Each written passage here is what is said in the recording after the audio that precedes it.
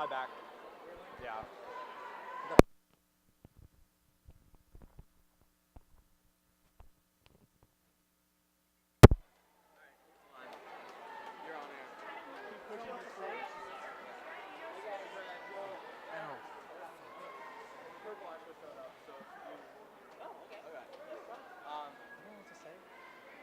Is this like a race? Yeah. This is heat one. That is very low key. Heat two is the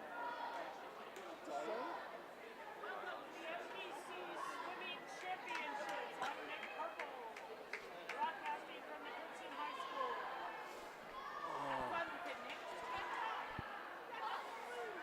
Welcome to the MVC Swimming Championships from Princeton High School. This is right now Heat 1 of the girls 200-yard medley relay.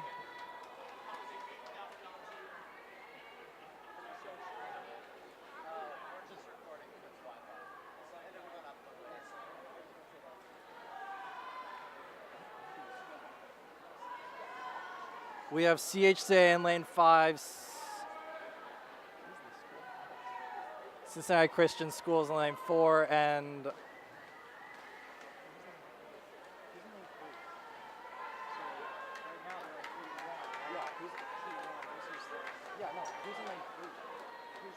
I don't know the school like abbreviation.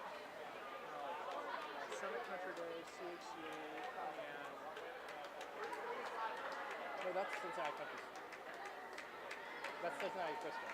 That's Cincinnati Country Day. Oh, I'm sorry, Summit Country Day is SCD. Oh. CHCA is CHCA. SAB. Who could that be? so CHCA finishes with a time of, oh, they haven't finished yet.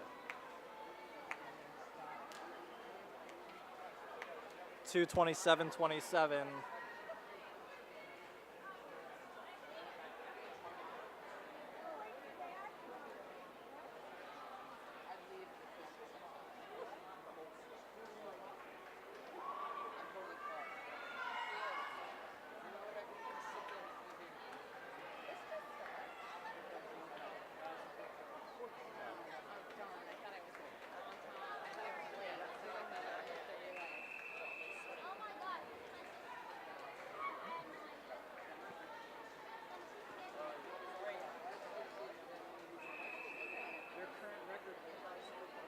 So going into Heat 2, we have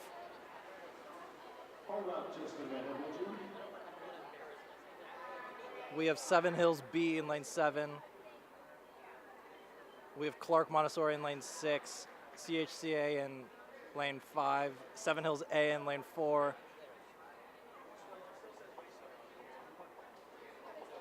Looks like Norwood in lane 3, CCD in lane 2, and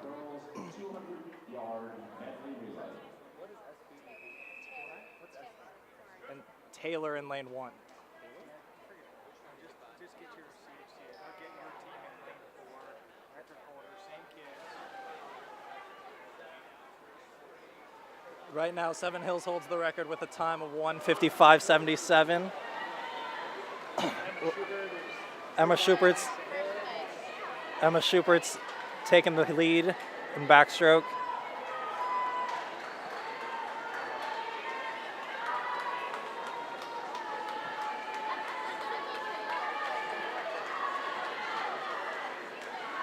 And that was junior Dottie Callard, Claire swimming breaststroke.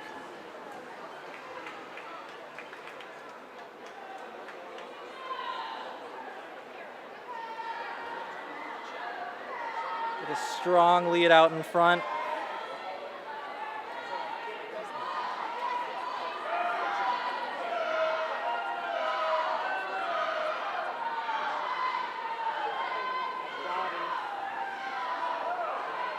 Dottie Callard. Dottie or Lucy?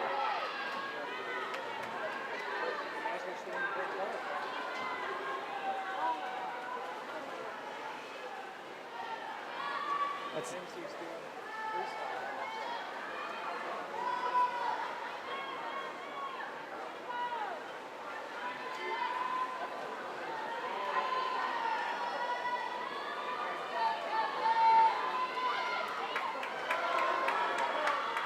And that's Jocelyn Spenbauer anchoring the relay.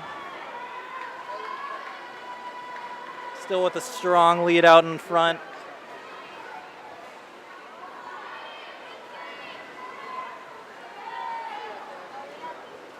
Seven Hill finishes first with a time of 1:55.63. It's a new record. They beat the old record by 14.14.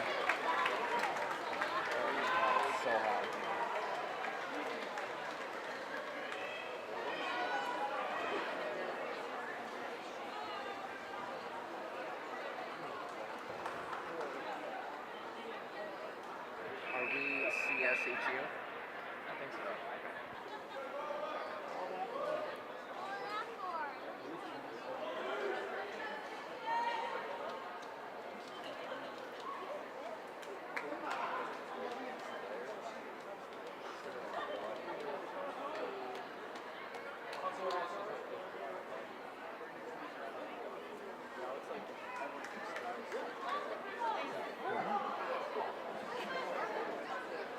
If you want to yap a seat down there or something, this is fine. Once the guy was Yeah. So now we're going to an event 2, boys 200 medley relay.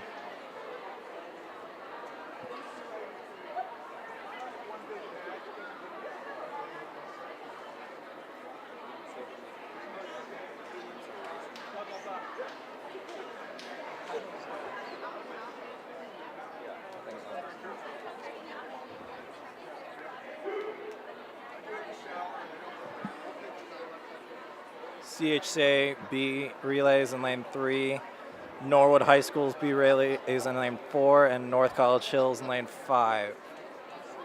Also their B relay. Just waiting to start here.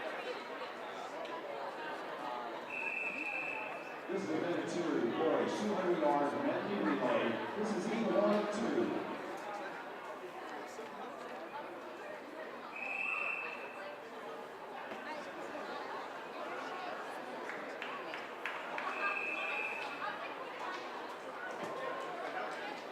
We gotta figure out what all these teams are.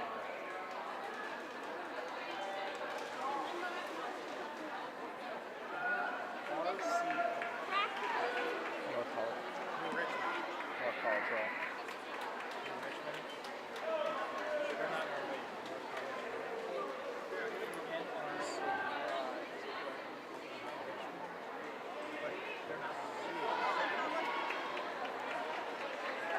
league. CHCA and Norwood are neck and neck on the backstroke.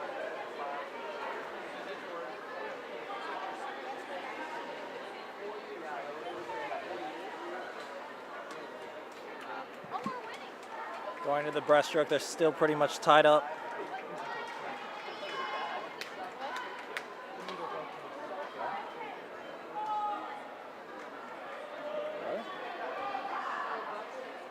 He's swimming throughout the thing.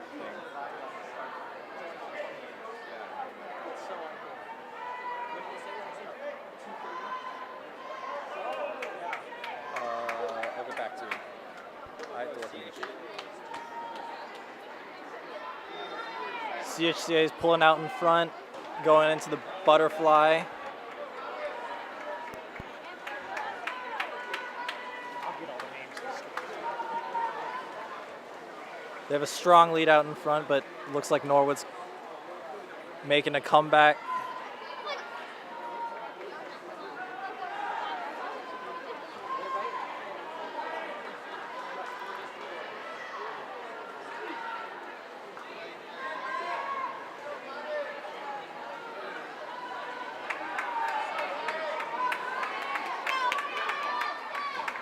Ooh.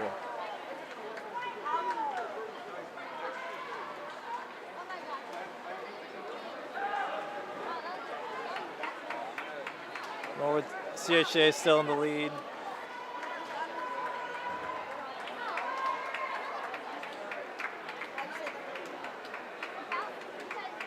Okay.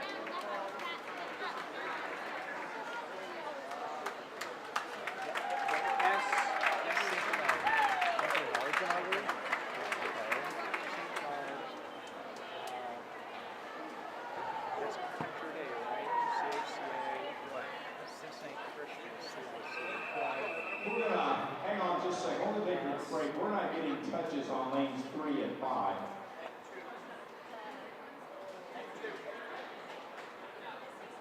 So they have to. Go ahead and hit reset upstairs. We're going to change out some pads. Is it not? It's not Colorado. What is it then? I looked at their socks and it didn't look like a Colorado system. It's Colorado. It's an older Colorado. So it looks like there was a technical difficulty in the touchpad, so they had to try to figure that out.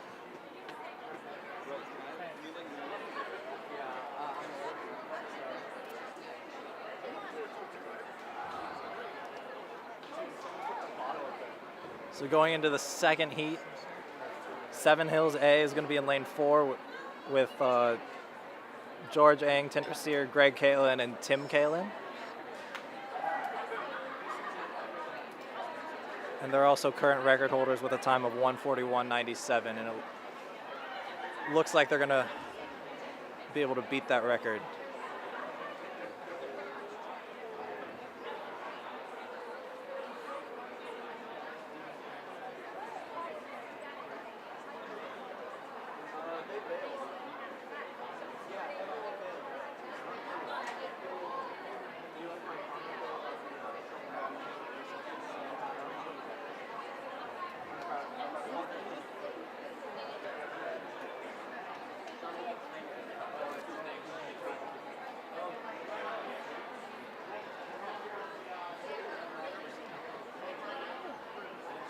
So they're taking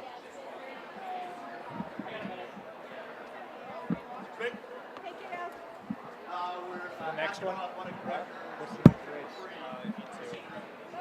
Ah.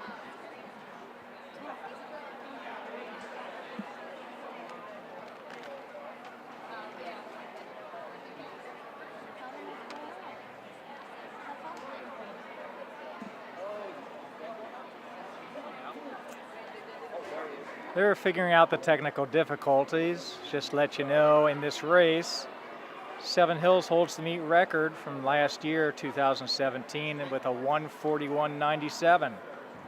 That was Nick Purple, Tinder Sear, Jason Gual, and Callan.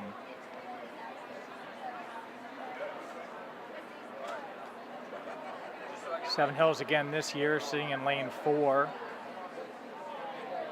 with a heat time of 1:32.92, with a good chance of pushing that record time.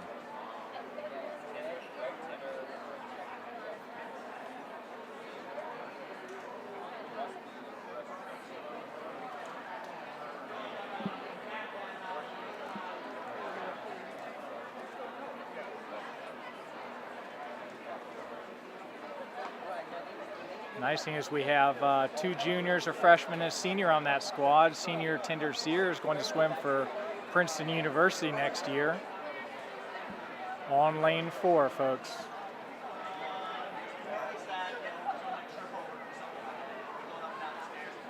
Where Seven Hills also owns lane 3. Be an exciting meet.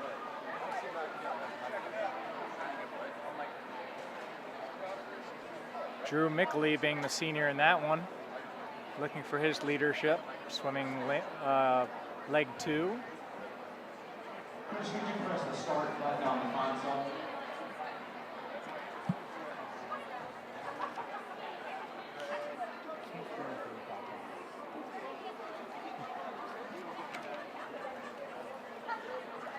All right, now they're just testing out the system.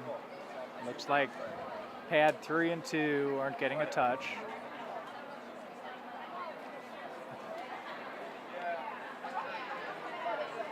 Second year coach Brandon Williams doing a nice job with the Stingers this year.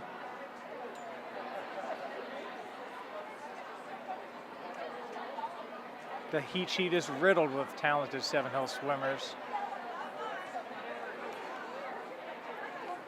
There's nothing wrong with that.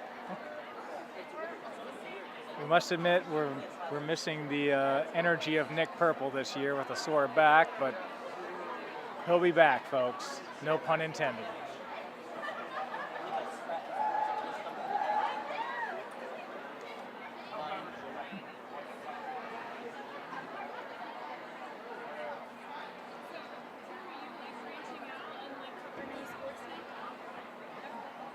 They want a couple jokes, they're going to get them. Yeah. We're not streaming right now because Wi-Fi, but we'll upload it later to YouTube.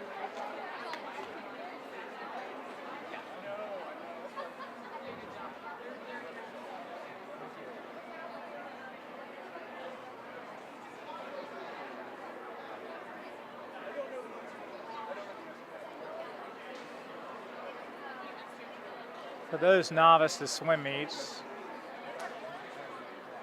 the relays at the beginning, relays at the end are the exciting ones. See it all in the Olympics. The medley relay at the beginning, the free relays at the end really shows team spirit and how a team can gather those points. Those aren't exciting. Much like the USA relays of historic past, we hope that Seven Hills can dominate the relays. That's where the big points come from.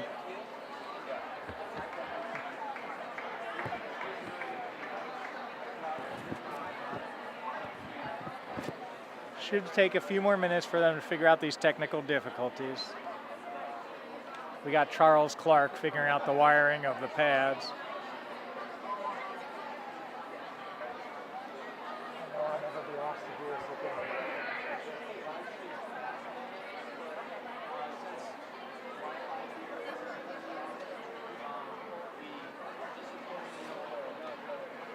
It's fun to see the stands full at this new Princeton Aquatic Center.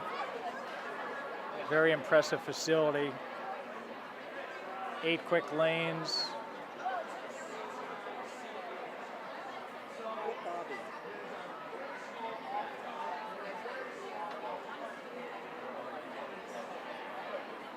Did the girls break the record? Already early in the meet, the girls medley relay broke the MVC record.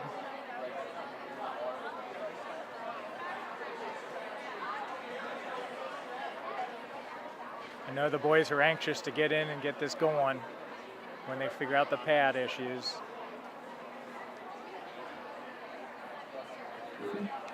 I can swim. If we need to fill.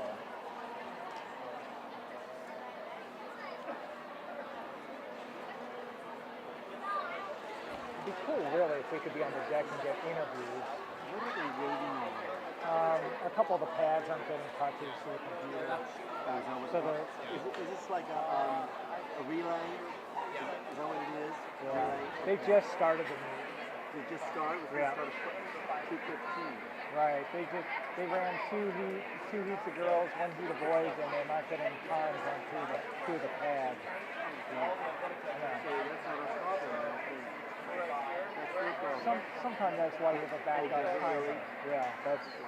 What do they do in the Olympics? It's never any problem. Never. But they're building theirs.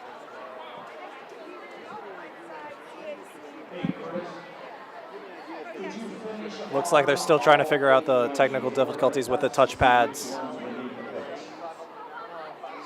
at the table, Timers touch the pads and press the buttons. All timers. That's how you tell what lane they're in. But that board will show you also. Let's see what it does work. So CHCA was in that first heat of boys, so they were in lane. That means the buttons working six. green would be over this way or over So it looks like they're having trouble getting touches from the touch pads registered.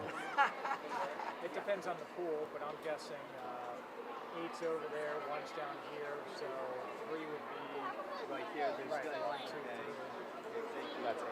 He's saying 8 is closest. What is it? Nick Purple is saying 8 is closest, so 3 would be on this side.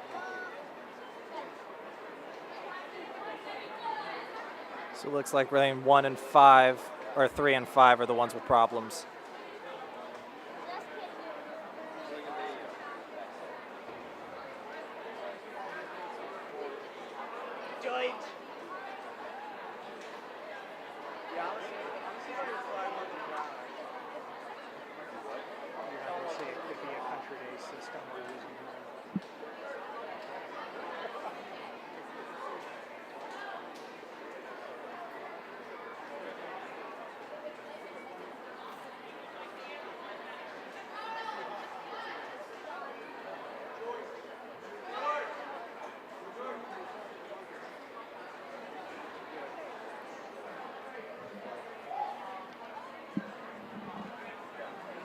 should get the girls up here for an interview.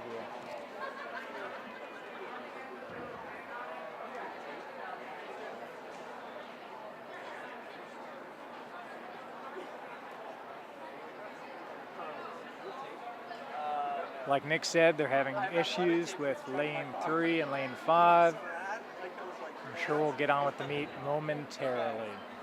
Why? Athletic? I have like that strong athletic tape in my phone. I'm gonna do a commercial for Skyline. Okay. I'm not getting paid to do that, so.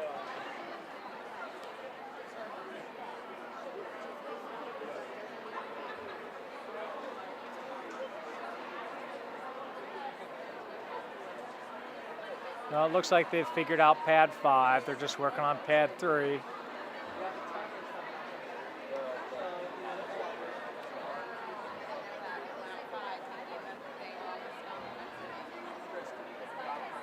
Yep, this is this MVC Super Bowl of swimming, folks, during Super Bowl weekend. During this little break, it might be a good time to eat a Skyline coney.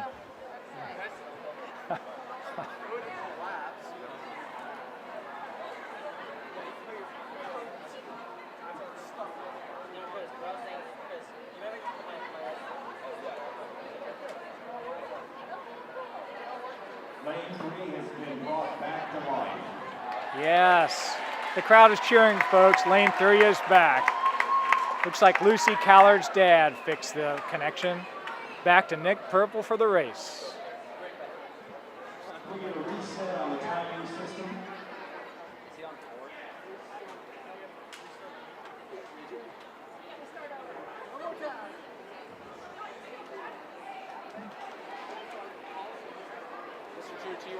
So they're just about to get started here.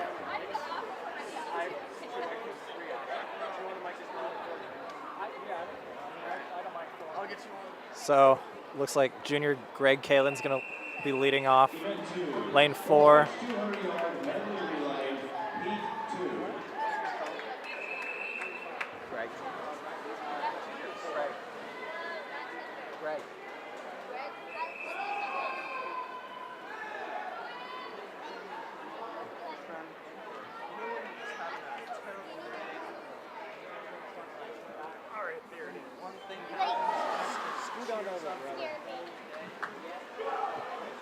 Greg's already taken the lead in the backstroke.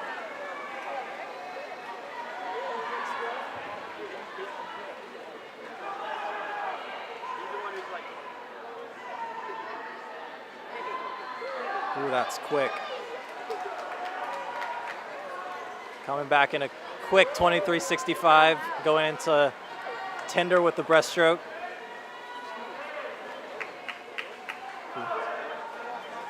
Look at that tempo.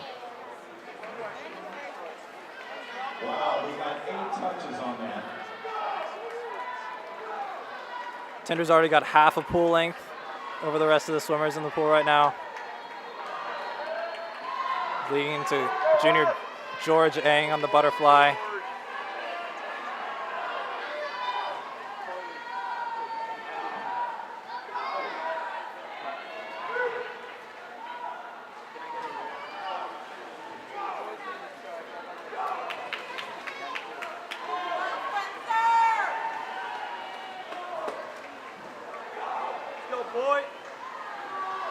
Spencer Boyd on the freestyle. We're looking for a time faster than 1:41.97.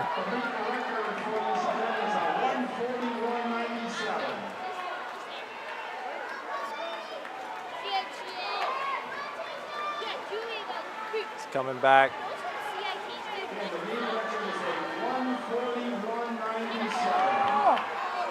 Ooh, 1:41.37, beat it by 0.6.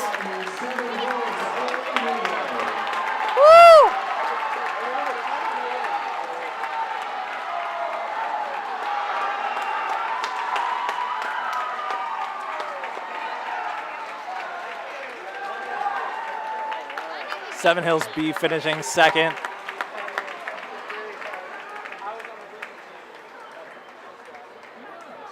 followed closely by Cincinnati Christian and Norwood High School. Girls 200 yard freestyle, heat 1.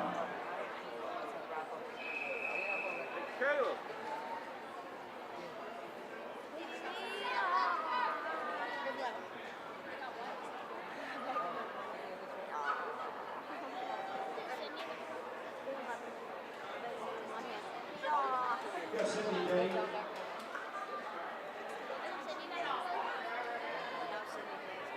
So here's heat 1 of event 3, girls 200 yard freestyle. Here's Sydney Day from CHCA in lane 3. Mia Shermer from Cincinnati Christian in lane 4, and Natal DeBeer from CCD in lane 5. One word, cables. Give me 1 second, I'll give you guys both my keys.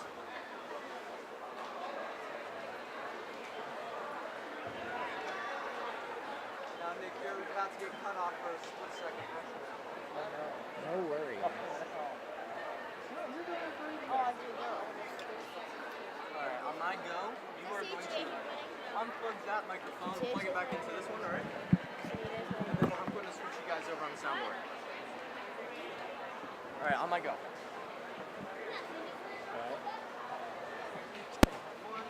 2, 3, go. Alright, good man. You guys are both online.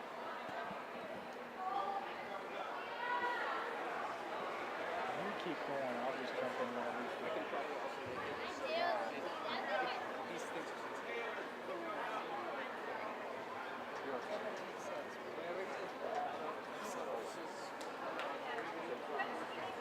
So it looks we just have Natal DeBeer and Mia Shermer swimming in this heat, with Mia with a strong lead.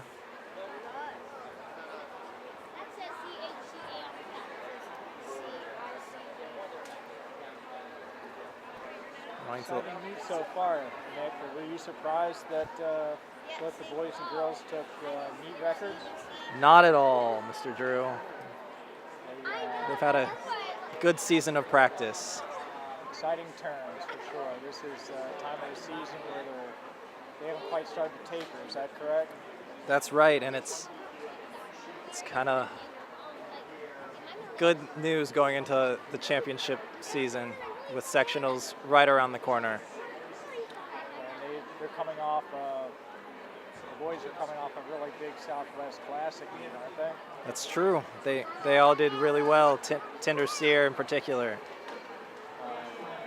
Coming in second place in that, trailing St. X, but for Division 2 on down, Seven Hills took first place in the largest high school swimming in the country. Yeah. St. X is a real swimming powerhouse, so it was going to be hard to beat them. Well, Nick, we've never lost to the girls team. That's true. It's hard to lose to a girls team of an all-guys school. Just statistics, Nick, just statistics. It turns out in this girls 200, the record holder is Alex Miller from 2016 with a 202 low, 05 is that? That is. Just looking at the times entered, it looks like Dottie Callard has a chance to knock on that door this Girls 200 yard freestyle, this is heat 2 of 3. Yeah.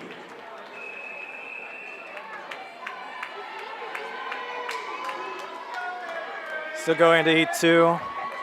Mary Grace Ramsey is heading up lane 5 with a time of 2:30.7.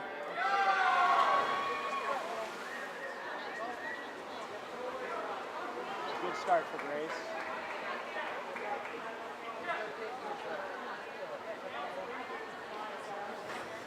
Good start.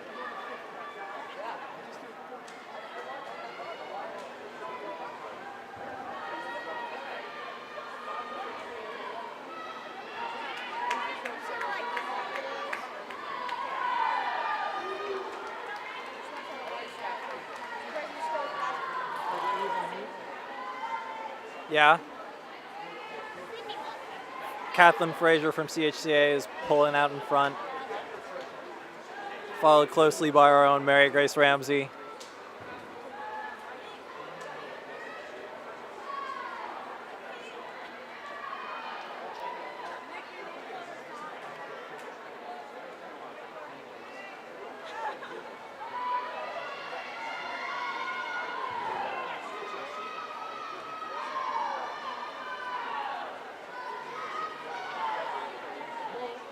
Nick, what's the key to the 200? Just slow and steady, building it up each 50, I think. How many laps is it, Nick? 8 total, down and back 4 times. So Grace is just, like all season long, methodically pulling her way to the last couple laps. Yup.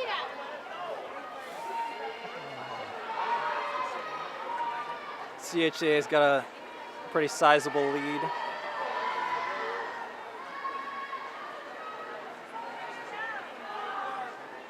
About half a pool length.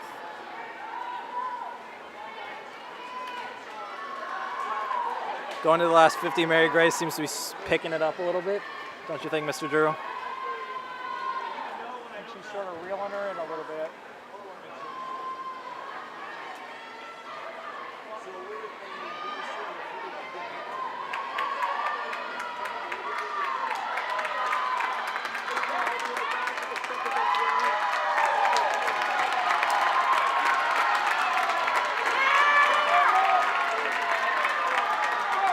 And Mary Grace finishes second with a time of 2:30.23. Dropping 7 seconds. Pretty good. Oh, that's awesome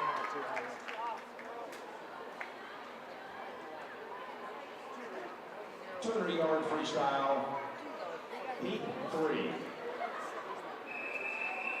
Going into heat 3, Dottie Callard is lane 4 with a time of 2:02.72, and Anna Oakham's in lane 6 with a time of 2:11.26. And they're racing the current record holder, Alexandra Miller. Or I guess not. She didn't show.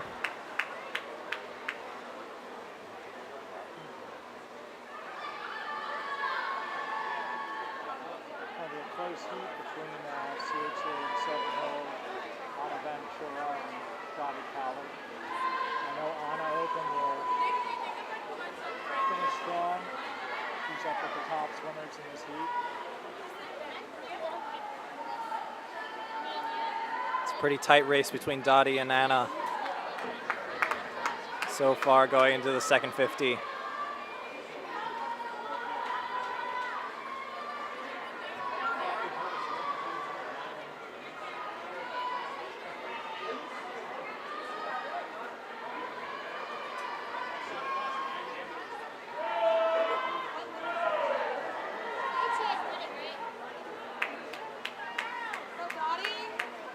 Dottie's picking it up.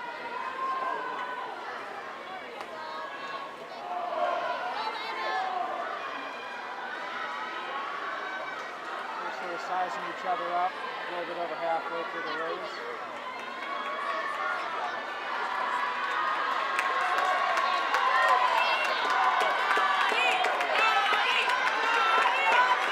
Let's go, Dottie. Going into the second 100, Dottie's overtaken Anna. Pulling in the last 50, eyeballing each other in the water. Dottie's stretching her strokes out. Yeah. She's making good use of those underwaters and flip turns.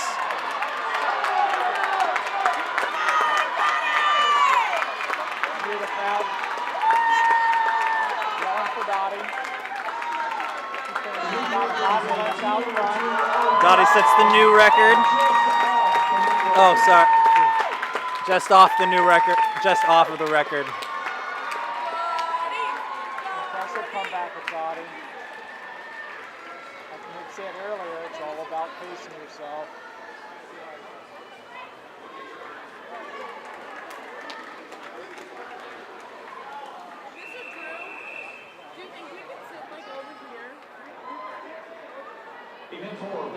200-yard freestyle, heat 1.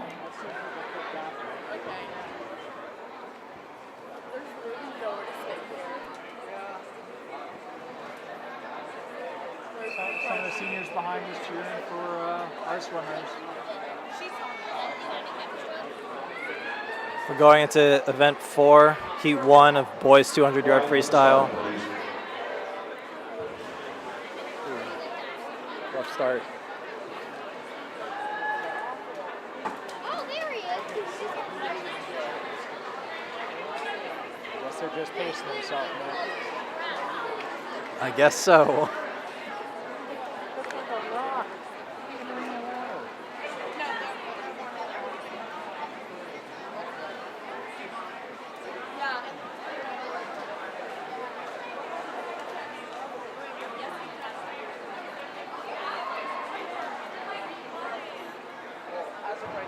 Swimming crowd in the MVC has brought out the best in sportsmanship in the league for sure. Yeah. Just cheering for each other and for records to be broken regardless of what school they're in. Like 3 seats. Swimming elite is sort of like family, isn't it? I think so. You get to know your team pretty well. Spend 18 plus hours a week in the pool with them.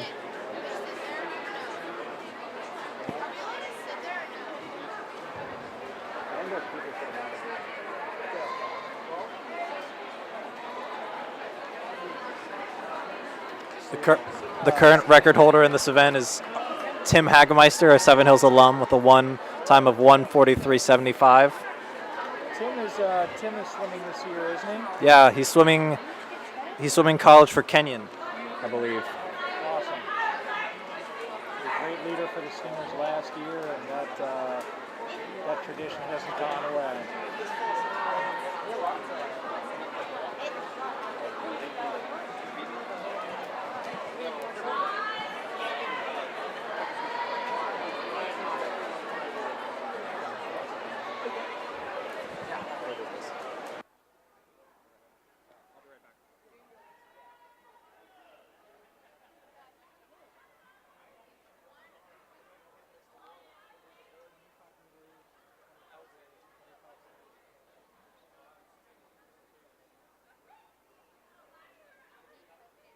All right, heat 1 is coming in for the final lap.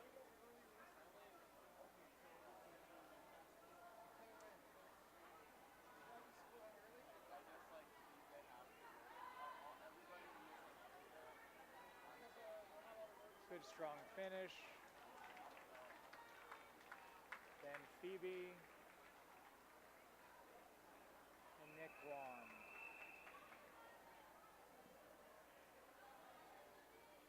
They're now calling for heat 2. Freestyle, heat 2.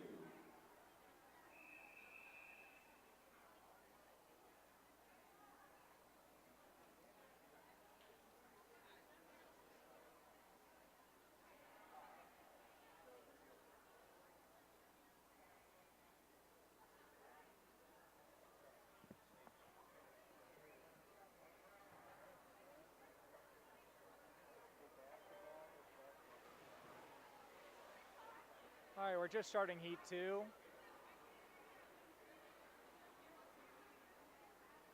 Remember, Nick said the 200 is a pace race.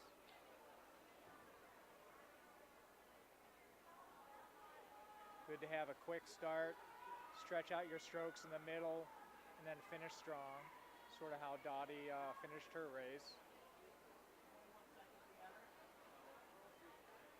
Brandon Williams looking up here to the crowd who's starting to grow for Seven Hills. We have a handful of seniors. We'll get an interview with them maybe during the 500 freestyle, which is a lengthy race. But I must admit, watching our swimmers support each other and the on-deck activity is exciting to watch here.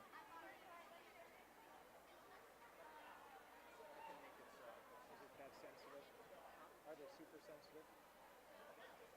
I'll put on my headphones and then you can.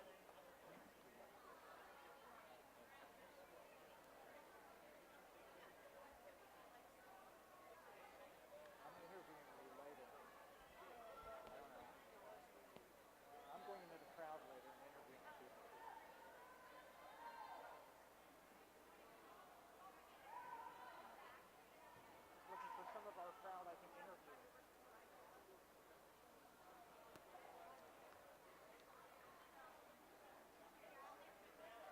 The stands are full here at the new Princeton Aquatic Center.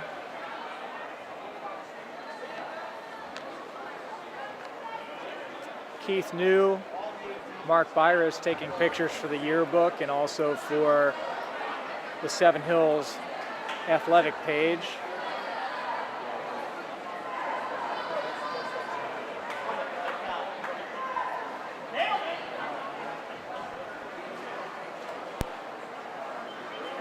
P2 finishing up now.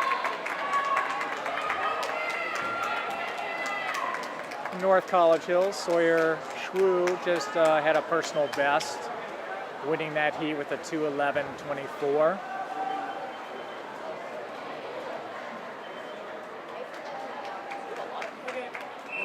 .200-yard freestyle from them, heat 3. Seven Hills has 3 swimmers in this heat. Tinder Sear, Matthew Maring, and Drew Mickley. Tinder's in lane 4, right in the middle of the pool. Coming towards us, towards the camera, is Matthew Maring. And then lane 6, close to the camera, is Drew Mickley. At the very top of your screen, towards the scoreboard, is Nick Norton, sophomore.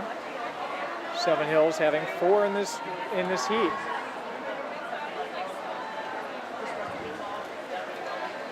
Tinder's in the middle, lane 4, with about a body half length lead. Tinder comes into the race with a time of 1:50.17. Tinder's always pushing to better his personal best time.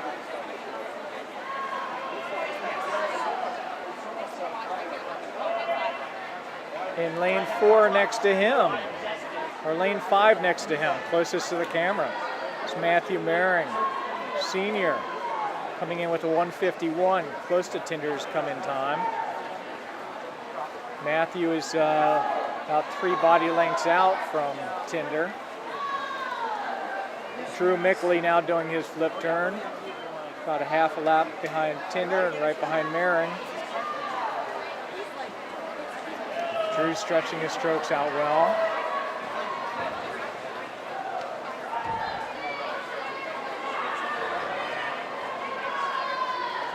Tinder's bringing it back fast. The record for this event is a 1:43.75 by Eric Hagemeister, Tim Hagemeister, from 2 years ago. We're seeing if Tim's record is in jeopardy here. I don't think so, Mr. Drew. Tinder finishes first with a time of 1:48.86.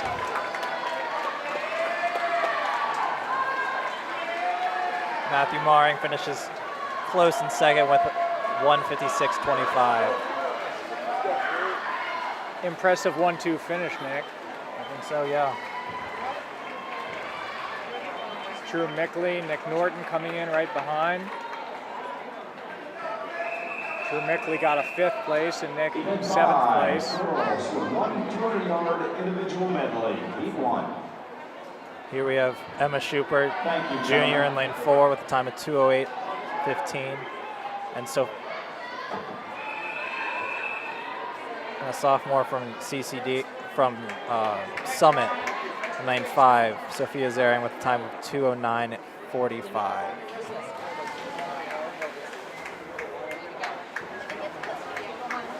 What is the IM? What's the order here, Nick? It goes 50 butterfly, 50 backstroke, 50 breaststroke, and 50 freestyle. So 2 laps of each stroke. It's a real specialized event. Yeah. Takes a lot of stamina, Mr. Drew. Emma's stroke really is backstroke. She did a nice job finishing out with butterfly in about a half a body length, going into her specialty stroke, backstroke.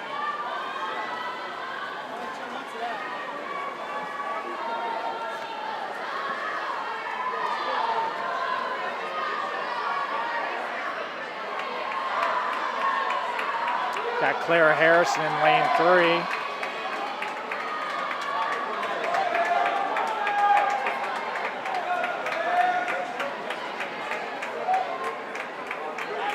Westfelder from Seven Hills in lane 6. Again, Seven Hills getting 3 swimmers per event just racks up team points. I think it puts the girls in a good position to win MVC.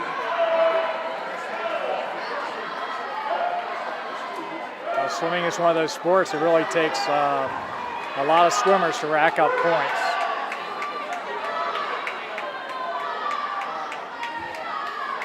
Emma's just widening her lead here. Emma's touching out on the breaststroke in first place by about 3 body lengths. Summit to follow.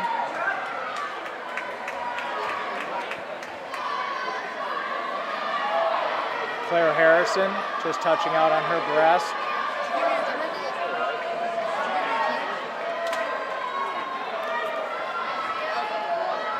As Emma Schubert comes home, she's chasing that meet record of Come on, Emma. 10:97. Finish strong, Em. Emma sets a new league record with a time of 2:10:22. Unofficially sets the new record of 2:10:22. Congratulations, Emma. Emma was pulling hard. You could tell she was chasing the record.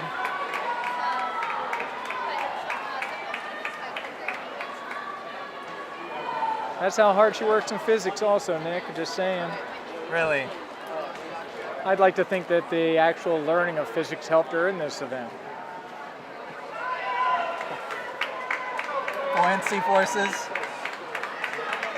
I see it, Mr. Drew. Nice swim for Clara Harrison also. Lane 3 with a 2:23.62 coming in third. She drops about a second. Event number 6, boys, 200-yard individual medley. And Holly Westfelder, lane 6, coming in fourth with a 2:42.77. She also dropped a bunch of time, about 5 seconds it looks like. Really, in these swim meets, you're pushing yourself and the rest of the team for personal time. Yeah.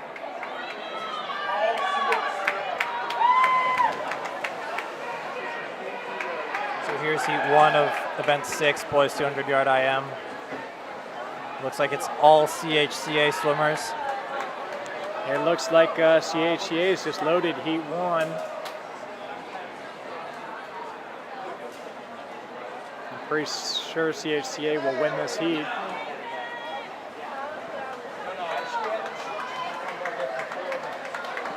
Like we said earlier, it's a specialized event. You have to know all 4 strokes. The officials are looking for hand touch and pull underwater and for every single stroke. Yeah.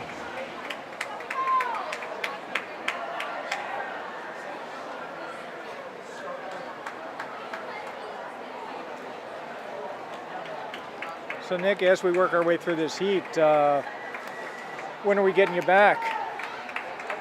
Not sure yet. Still working on my back, physical therapy. A little bit of icy hot, a little Oh yeah, icy hot's the good stuff.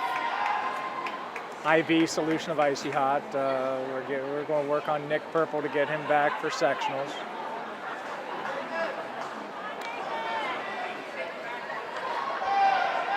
So right now, Scott Burke from CHCA, freshman's out in the lead.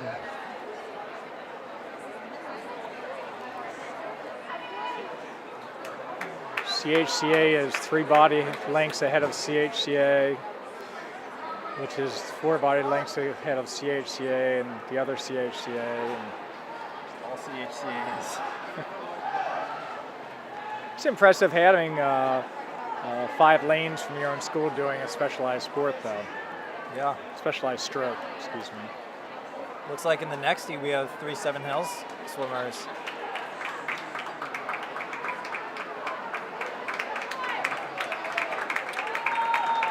The meet record in the boys 200 IM is a 2:00:09, set 2 years ago by senior Tinder Sear.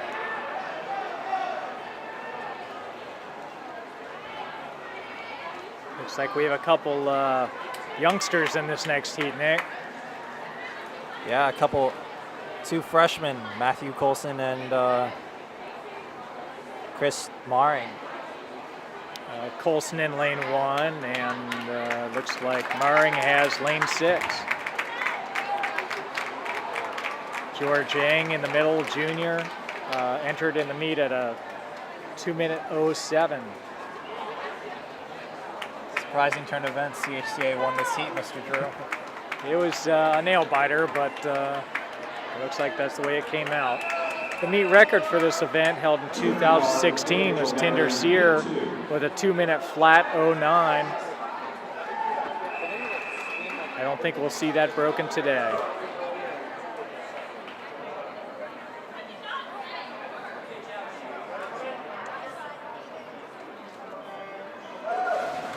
It's a nice start from Ang. Pulling out in front. I haven't watched him swim. What is his power stroke? He's a real breaststroker. Wow, you have very powerful shoulders on that butterfly.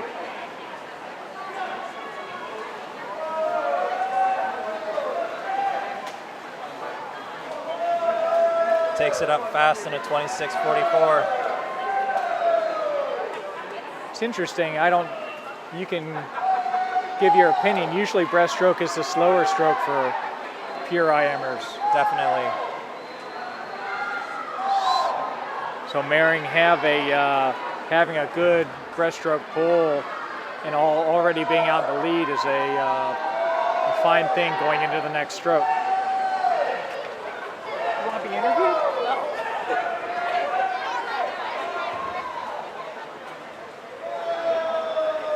We were just visited at the booth by Emma Schubert and Dottie Callard.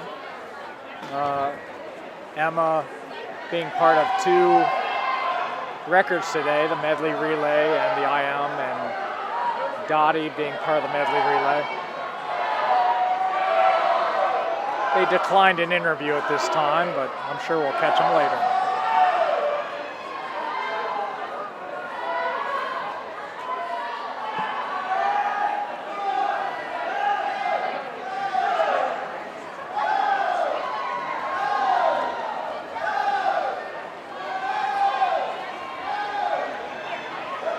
George finishing strong in lane 4.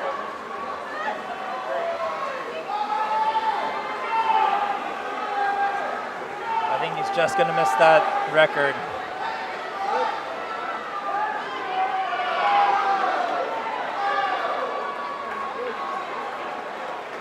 Good swim by George, Nick.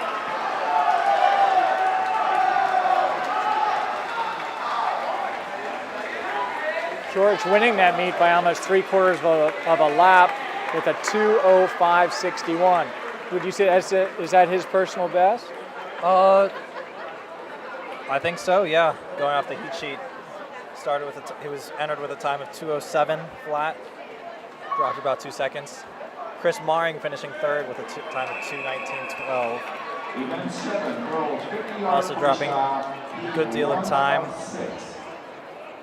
Thank you, gentlemen. Chris slid into 3rd place in that event.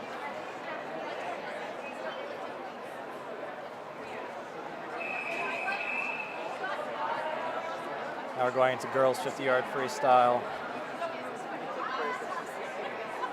Who owns the record here from last year? I think it was broken. Jocelyn Spanbauer.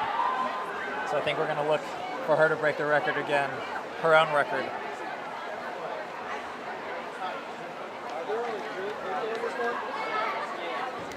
There's usually more events, more heats of the 50, sort of a shorter event. Yeah, it goes quicker. It really is an anaerobic event too.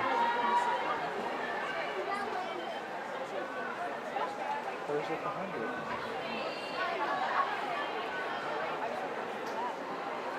This is a good event for both novice swimmers and veteran elite swimmers. Get used to swim meets and get used to competition and crowd. But you can hear from the crowd, everyone celebrates the smallest victory and the largest victory. 50-yard freestyle, heat 2 of 6. I'm sure you heard the commentator in the background. There's 6 heats of the 50, and there are 4 heats for the boys.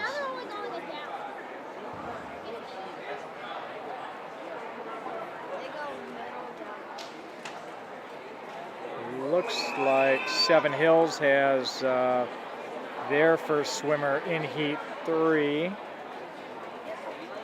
The first 2 swimmers, Irene Skoufalos and Hannah Kelly. Irene and Hannah. So here, this is heat 2.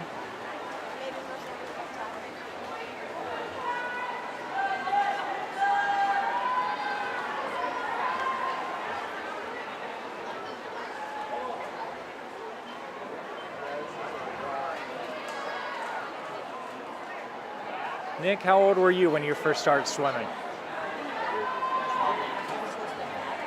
I honestly can't remember. It's been so long.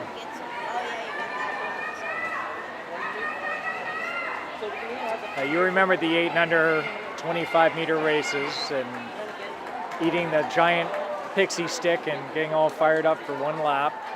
Oh yeah.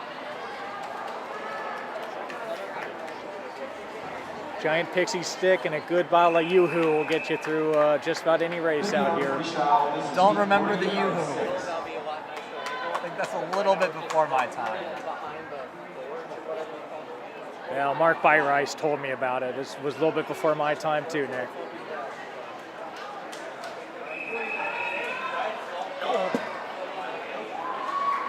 Here we go. 2 Seven Hills swimmers.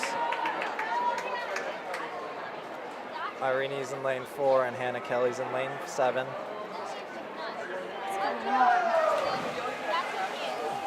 Yeah, we're watching Go, Irene! Irene and Hannah. Lane looks like lane 4 and lane 7. After this race, we'll get a quick interview with Claire Harrison. After she had a wonderful IM from lane 3. Lane 4 coming in. Irene, push, push, push, about 3/4 of a body length. Nice job. Irene finishes with a time of 32:73.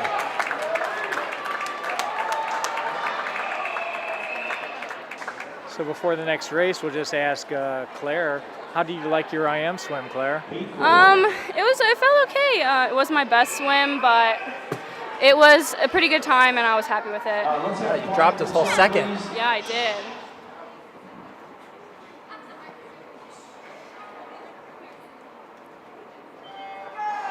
The 200 IM's tricky because you have to get over the fact that it's a mid-distance, and once you do, you start dropping time.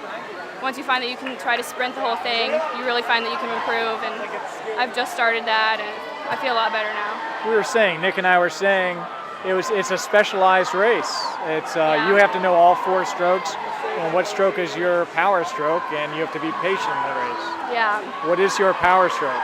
My breaststroke is definitely probably my power stroke, but you do have to find a lot of energy to do that leg, because that's probably the 3rd leg is the hardest leg of the race.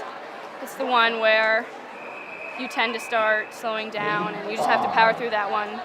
Even though it's the slowest stroke you do, you just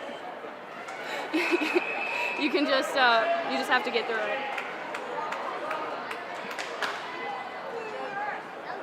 Here we are in heat 5.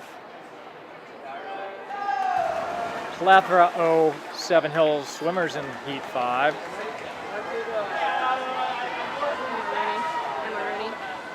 Go, Emma!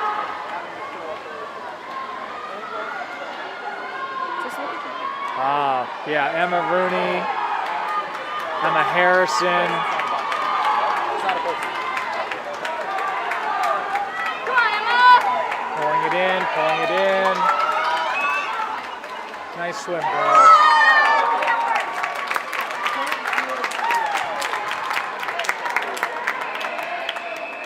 Here in lane 4, we have the current record holder in this event, Jocelyn Spanbauer. And next to her is senior Jasmine Lindsay. Jocelyn's a sophomore at Seven Hills. Jasmine's a senior. Grace Ramsey's a senior also. We should get 1-2 in this race, which would be really awesome for the score. We'll let Clara Harrison call this race. Looks like a close event. Jocelyn and Lindsay and Jocelyn looks like she's Neck in the and lead at neck. the turn.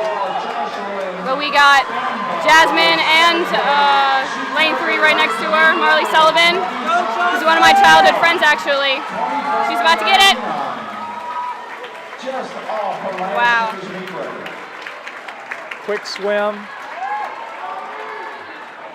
winning by about 0.9. Decent lead for this event.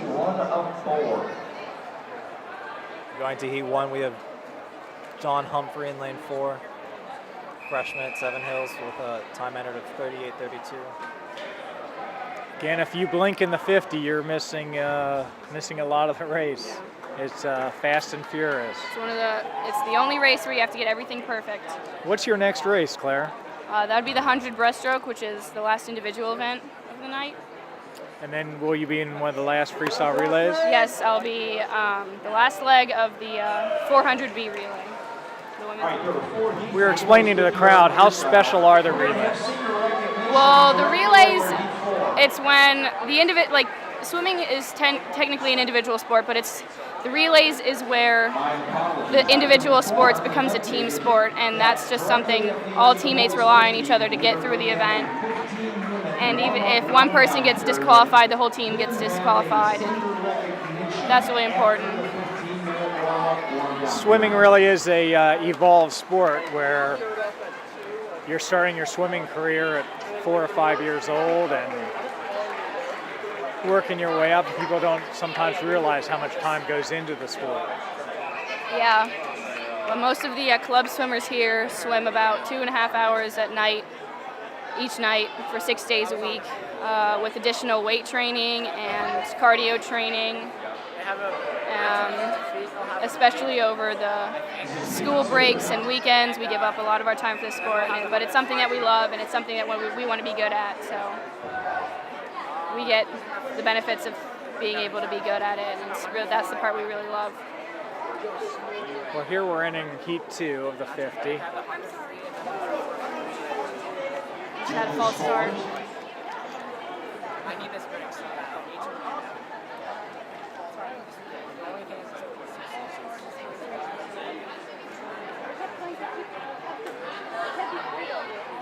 Boys have 4 heats. Oh yeah, I know. It's really Looks like we had an unfortunate false start, but called back to the blocks.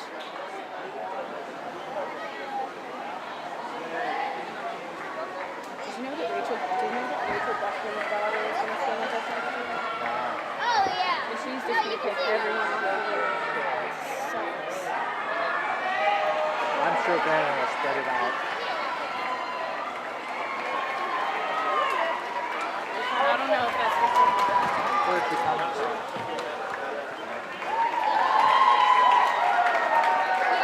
Good race. Remember, we said the 50 is a good opportunity for both the novice and the elite. Hi, Mr. Hey, we have Irene here who won her heat. Let's ask her about her race and her time. I'm really excited because I dropped 2 seconds and I was worried I wasn't going to drop any. So I'm excited. That's it. How big a deal is dropping 2 seconds in a 50-meter swim? I don't really know, but I think it's a pretty big deal because people make a big deal when you drop 1 second. So, yeah. It is a big deal, and her coming in first in her heat, gaining points for the Stingers. But dropping time in the 50 is especially hard because it's such a quick race. You have to get everything right to be able to drop time, and dropping time it's a really good thing because it means that you're improving. You can take pride from it as well. Zachary Dahman, Jonathan Gay. Jonathan with a 28.61 and Zachary with a 27.85. 5th and 6th respectively. Good heat for the Stingers.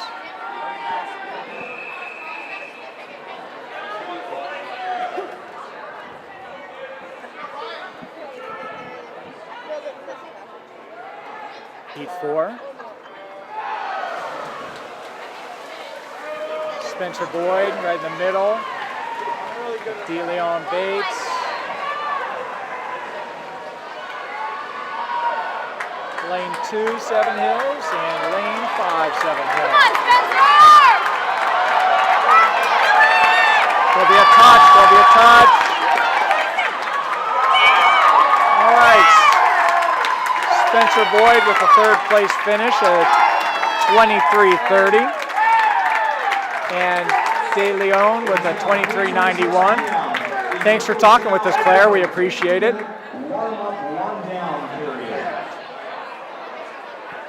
This is a time of meet that there's sort of a break, and they do a warm down for those that just sprinted and those getting ready to race again. And all seniors in 15 minutes will line up on the lane 8 side of the pool. Are you comfortable or you want them to sit over here? Nick will be here.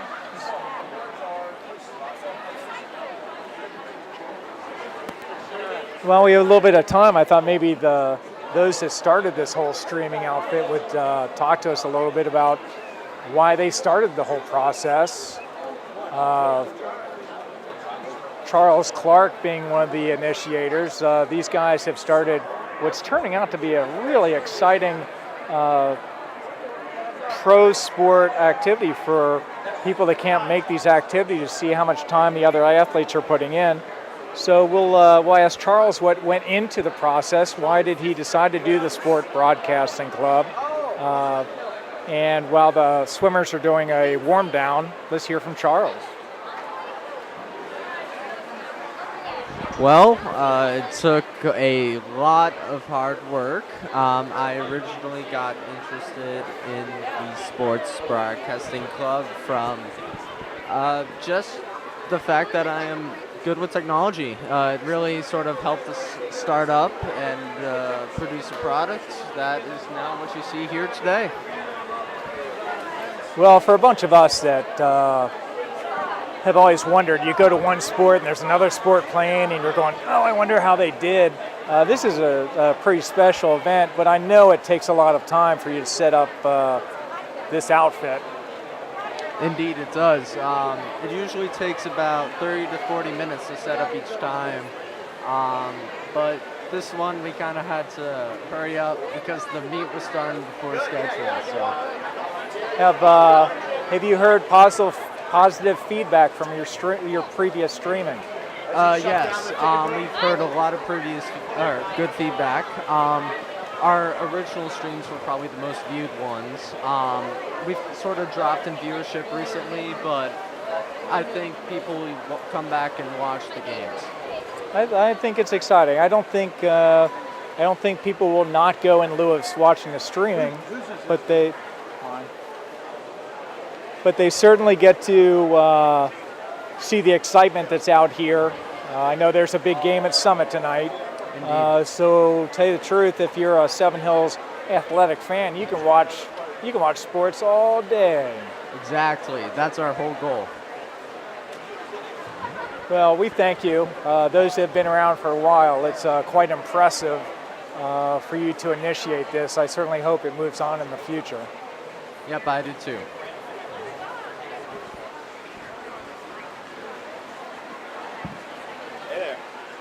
All right, we have a swimmer here. How did you like your swim? It could have been better, pay more attention to detail. I was holding on to my friend Sammy. He was on my relay over the summer. I was trying to be like, all right, match up with him. But it was the turn that got me. So just pay attention to more detail, those little things, and we'll have a better race next time. So De Leon is saying that the 50, you really don't have time for little mistakes. So as soon as you're looking for another swimmer next to you, they've already pulled a move on you. There's no room for error in the 50. You mess up a start, a turn, a kick, even a simple pull, you're out of the race. It's the difference between going a best time or gaining half a second. We were telling, Irene was just interviewed, and she dropped 2 seconds off her personal best. And I asked her if she was excited. She said, oh, I sort of think 2 seconds is a big deal. And we know 2 seconds is a huge deal in a 50. Irene should be super happy with her race. She did really well, and a 2-second drop is something you should definitely be proud of in any race, actually. So we talked about the 200 being a specialty race and having to know all 4 strokes, and really you have a power stroke and you're patient. In the 50, you don't have time for patience. You really almost don't even have time to breathe. Yeah, so let's say you're swimming a 2 IM. You mess up a little kick turn or a flip or anything like that, you can always get back into it by focusing on little things, relaxing, lengthening out, and picking up the pace. But a 50, it's just so short. You blink your eyes and then, wow, you went from leading the race to being behind by half a body length. Right, and the 50, we said before, is a good place for some teams to put their novice swimmers in. They get used to a meet, get used to the crowd, get used to being on a swim team. When you get up to the elite times of swimming a 50, like DeLeon is saying, it's a little cutthroat because it's all anaerobic. Yeah, so let's say like in the really fast heats, that's when like the turns and stuff make the biggest difference. So like if you're in a more novice heat or a heat with newer swimmers, it's easier to make that catch up. But with a lot of people who've been swimming year round for a very long time, they know, all right, I can't mess this up, and this up. So they're focusing really hard, just drilled laser in, like, all right, I know what I got to do. I'm going to go out here and do it. If you mess up what you're doing, all these other kids are going to keep on doing what they're doing, and then you just fall off. Now let's get back to the team a little bit. In a swim meet, how do you gather enough points to win as a team? Well, you get placing, and it's like first, second, third, fourth, fifth, sixth, seventh, eighth, and to be honest, I don't know all the placings that score. But it's like they basically, so you score points in an event, and then the team who has swimmers that score all the most points like consecutively wins the meet. So like, let's say 7 hill swimmers get first, second, third, fourth, fifth, sixth, seventh, eighth, ninth, and 10th, and all the events, and we win because we gather all the points at this meet. So really, you can have a couple top swimmers take first place. And tell you the truth, in a meet like this, it doesn't make that much of a difference. You have to gather points through third, fourth, fifth place, and that really is the heart and soul of a team, is making sure everyone is placing somewhere in that top 5. Yeah, definitely. Top 5 is where the heart and the meat of the points are at. Once you get to state, you can have a handful of elite swimmers. If you're coming in first or second, you're gathering a ton of points, and you can do well at the state. But boy, at this level, when you have a bunch of teams and a bunch of swimmers, it really takes a whole team effort. Yeah, it's a huge team effort. At states, like, we look for everyone show up, especially those big, like, bright stars on our team, like Kaylin and Tinder Sear, to show up in their #1 events. But meets like this, everyone matters at every meet, but we need everyone to chip in, maybe pull off a few upsets and score, get placing up there, be aggressive, and do great at these meets. It's amazing how a 4th place finish could win a meet for a team like this. Tell me a little bit about the competition in the MVC. All right, so MVC, we're slept on, to be honest. Everybody's like, oh, big D1. We have a lot of great talents in MVCs, like our entire 7 Hills team, like my friend Sam, who I was talking about, who I just swim against. There are just a lot of great people in this conference, and once you get into your heat and get your stride, it's a big race and a fun competition that's really competitive, and it's going to be super fun at the same time, so you have fun doing what you do. Just saying hi. Hi, Tracy. How are you doing? Good seeing you. What's going on? You're okay. Your daughter swimming? She is. I don't know. I was at Milford with the other 2 in the meet, and now Grace is. I'll throw some props out. We'll get her online. Yeah, I don't know what. I think 100 and something. 100 and 100.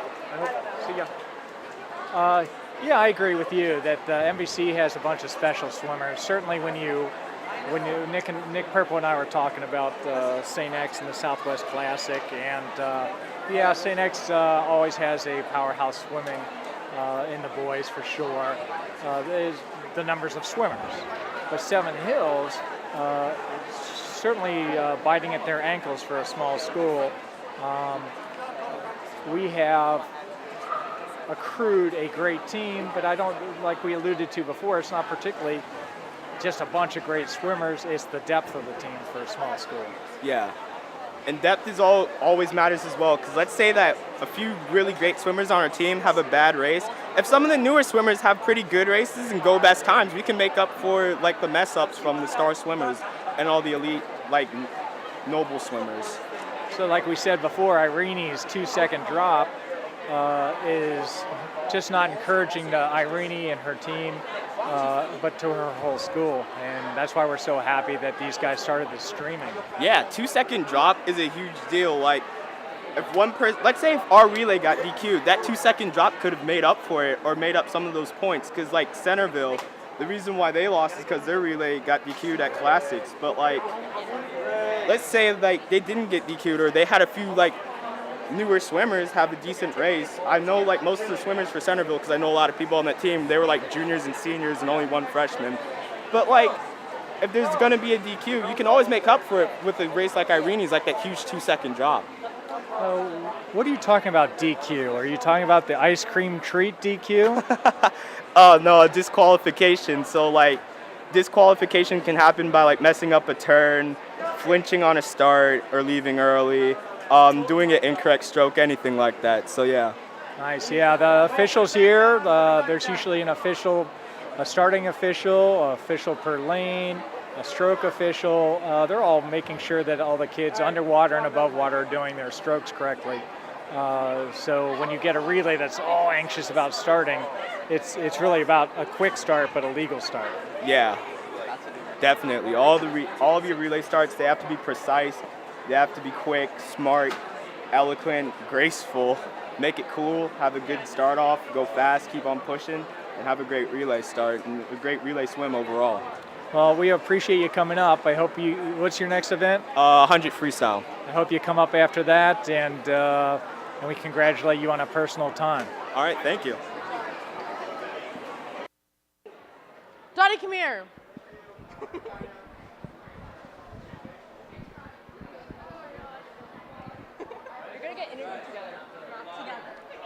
Hello, I'm Shelby Green, and here with me we have Dottie Callard. and Emma Schubert. and they just swam in a pool. How are you guys feeling today? We're feeling great. Yeah, pretty good. And how have your events gone so far? Pretty well. Both of us are happy we could get the win for the team. Yeah, I agree with Dottie. So what did you guys swim in? I swam in the 200 freestyle. And I swam in the 200 IM.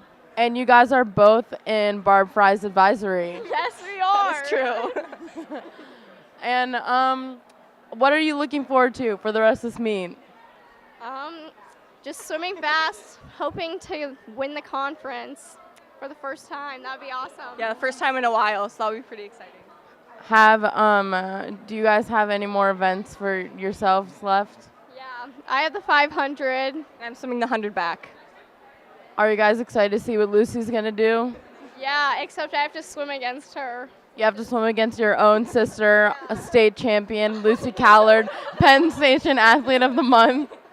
Yeah, I know, it's gonna be bad. Do you ever feel like you're living in a shadow?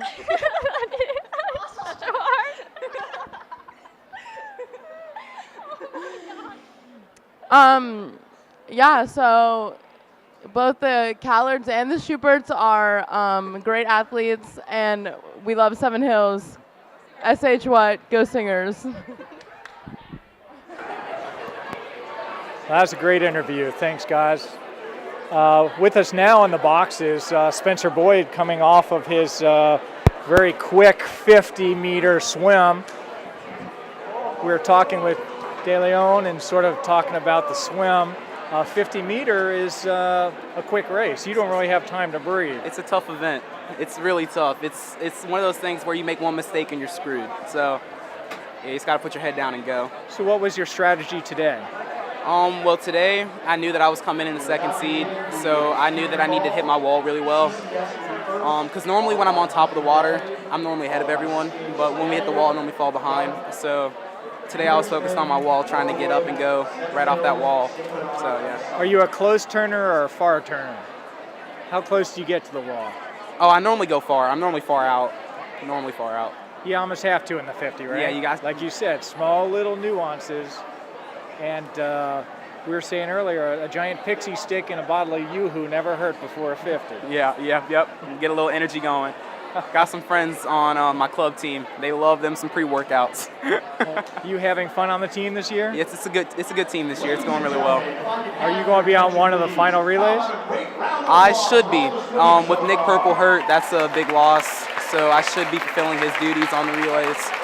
And we should still do really well, though. It'll be a good time at state. How do you feel about your chances in the 100? The 100 will be a little bit quicker. I'm seated a little bit lower. We have George Ang, who's our top seed, so I'm not as stressed out about that because he should win, so I don't have to worry about winning that one.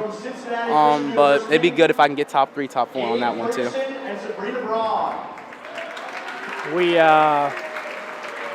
We've been sort of broadcasting with Nick Purple helping out. It's sort of painful to watch Nick on the sideline, and I can sort of feel that he wants to get back in that water. We've been spreading some icy hot on him up here.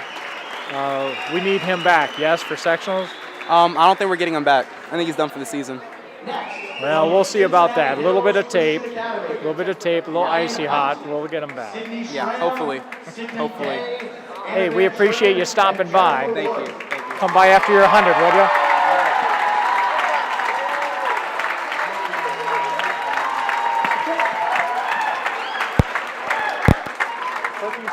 We'll let Claire interview you. Oh, well, I will watch the senior. From Clark Montessori, Jason Eichner and Chantal Buckman. Looks like they're announcing seniors right now and giving a round of applause for their 4 years of hard work in the sport. We have some Seven Hills swimmers in the booth. Richmond School, Jordan Torrens and Austin Hustaller.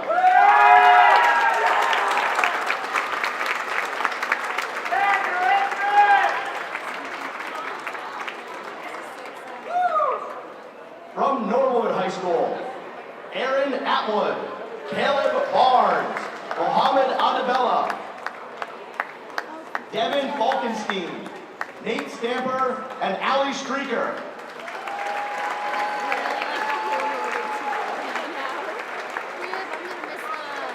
You miss your seniors not only for the points they get at meets, but also for the nucleus of the team. Here we go with our seniors. Jasmine Lindsay Lyle, Mary Grace Ramsey, Drew Nicole, Nick Hickenlooper, and Nick Purple.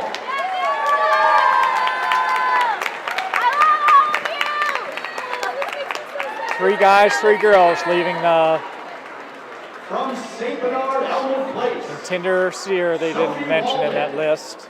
Daniel Hackney and Sydney Frelt.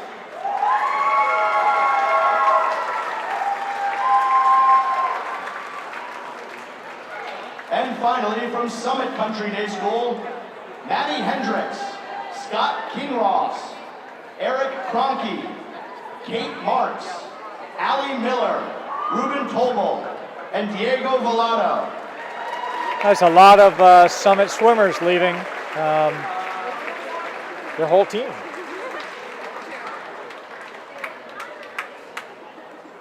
Ladies and gentlemen, one more round of applause for the MVC Seniors. Proud parents, proud fans of our seniors. The tradition of swimming at Seven Hills has We would now like to ask all not climbers, graduated, please but our return to your seniors lanes. will. Swimmers prepare for event 11, the girls 100-yard butterfly. Oh, event 11? They're skipping out. Okay, they're skipping out. I should go watch. Yeah, it's 13. Wait, what do you guys have? 13? You have way so much time. Okay, never mind. Interview Nick. All right, we have Nick in here. Nick, tell us about your swim. It's been all right.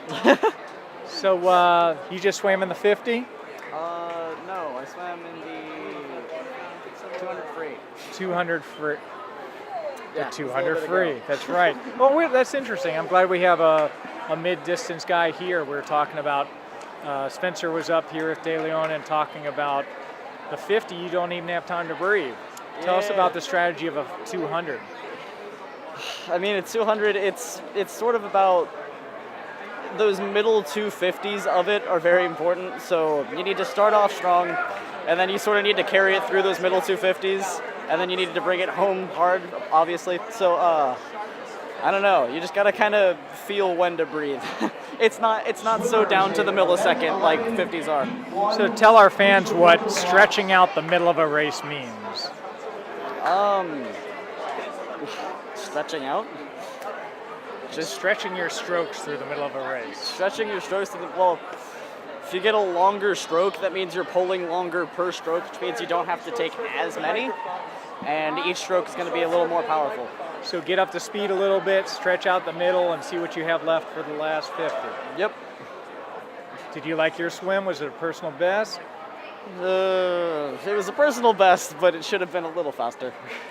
Well, you know, hitting plateaus and swimming sometimes takes years, but it was pretty impressive to the box up here. All right. Thanks for stopping by, Nick. We appreciate it.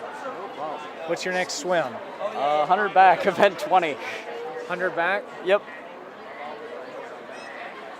What do you think of the new facility here at Princeton? It's pretty nice. They have speakers under the water. And actually, during my 200 free, they started playing something in the middle of it. Wow, that's awesome. That's this new facility, new high school, new middle school, new natatorium. Reminds me of the work they're going to start doing at Seven Hills with a new field house coming up. Our new turf fields, our new tennis courts. We're getting turf fields. There. The ones we have presently are great new fields. Nick Purple's back. He was down with the seniors, being presented as a round of applause for their last MVC meet. St. Bernard with 19, and they're tied with New Richmond at 19. Welcome back, Nick. Thanks, Mr. Drew. With 46, Summit Country with 49, Cincinnati Hills Christian Academy with 107, and Seven Hills with 153. So tell us about the strategy for a 100 butterfly. I think you just got to book it the whole way. I agree. 100 is still a sprint. Yeah. Unlike maybe some summer leagues where you swim at 25 or 50. Summer league isn't really swimming, Mr. Drew. I beg to differ, Nick, but a 100 indoors really is a sprint. Yeah. Why do they think that butterfly is the hardest stroke? It's kind of the movement that you have to use both arms, and it's not really. It's kind of awkward to positioning of them. It takes a lot of power. It takes a lot of energy. It's hard on your shoulders. Now, I will say, and Nick might not have heard about it, but this was before my time, obviously. Butterfly was swam with breaststroke legs. Ew. That's interesting. That sounds gross. So going into Heat 2, Lucy Callard is the current record holder. At the time, the record is a 58.5. Lucy's in lane 5. She's neck and neck with lane 4.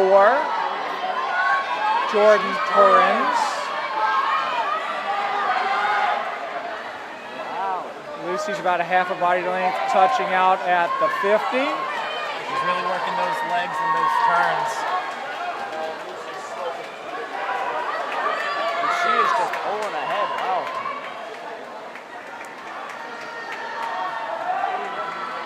We're hoping for a personal best out of Lucy here. Let's go, Lucy! The crowd is electric. All right, represented by Lucy Callard there in lane 5, a 58.50. Not quite a new record, Mr. Drew, but oh, it is a new record. Wow. 1.01. Lucy broke her own record. 1/100th of a second. Still a record. Well, Nick, I'd like to think that Varsity girls tennis for Lucy this year did a lot of cross training that probably helped her in that finish. Probably. Event 12, boys, 100-yard butterfly. What a coincidence. Heat 1. What a coincidence that it's coached by you. Oh, I hadn't thought about that, Nick, but Lucy's just an athlete, pure and simple. So here's event number 12, heat 1 of boys 100 fly. Good job, Lucy. We'll try to get her up here for an interview. Let's go, Lucy!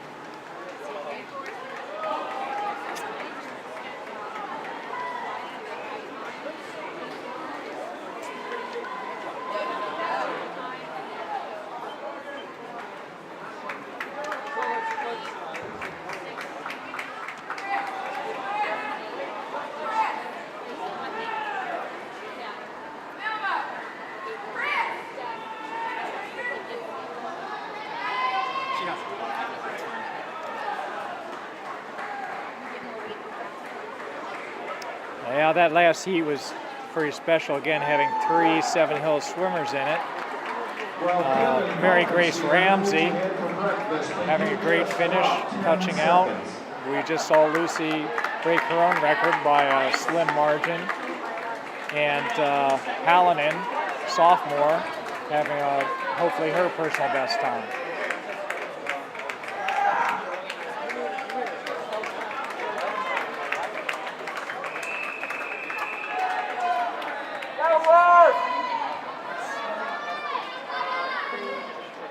Freddie Brandt, we need you upstairs for a second. Freddie Here's Brandt. Lucy Callard, the current record holder of the 100 butterfly for girls. How was that race, Lucy? It was all right. I felt pretty good on the first 50. Felt really strong, but then kind of faded there at the end, but that's all right. Anything to get the points for the team, so it all worked out in the end.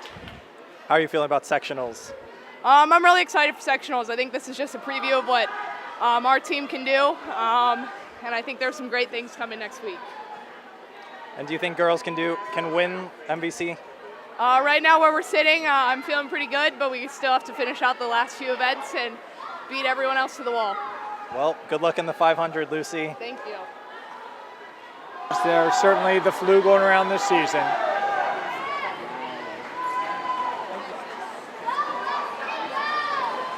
Greg entered at 51:47. Set by Matthew Marquardt in 2016. If you just heard the announcer saying Matthew Marquardt with a record of 51:26, Greg Kalin just beat that with a 51:18.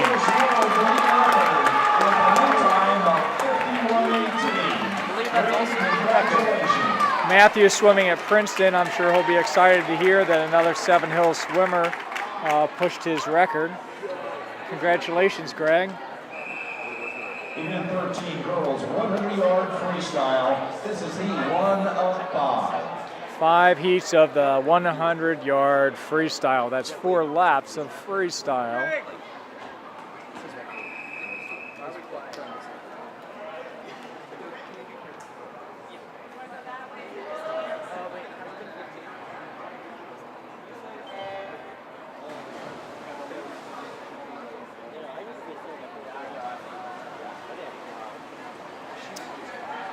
Heat 1 starts with a splash of 2 swimmers. So it looks like this is another event Jocelyn has a record in, 56:81. And her seating time at a 55:56 shows that she's certainly going to be close to her record today. Mary Grace is in there with a 55:11.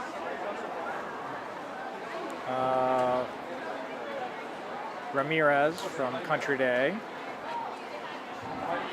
Her mother was a tennis star from Indian Hill with a bunch of state records, so a good athlete.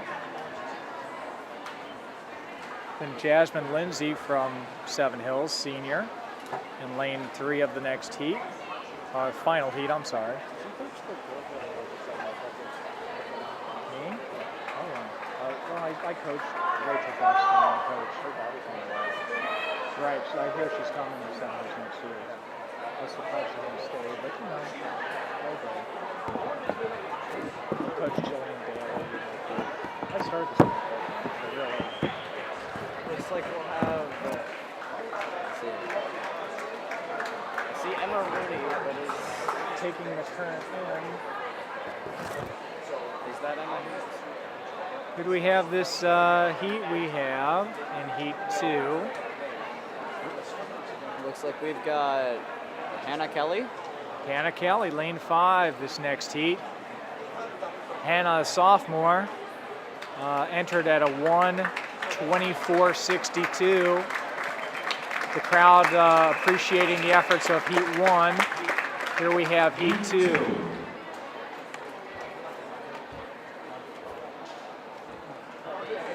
Some Seven Hills swimmer girls swim team going to the other end of the 25 to get Hannah excited about her race. Pressing her goggles in. Hannah, lane 5.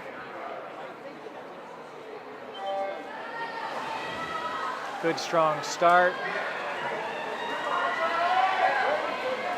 She's got one of those silky smooth formats that sort of lulls you into thinking that she's not making the stroke, but she's got such a long stroke, she's getting that speed out of it anyway.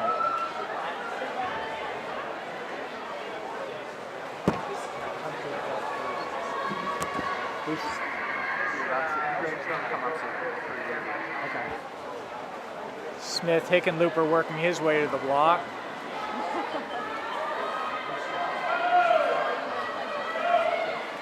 It's a close second heat here with Hannah about a half a body length.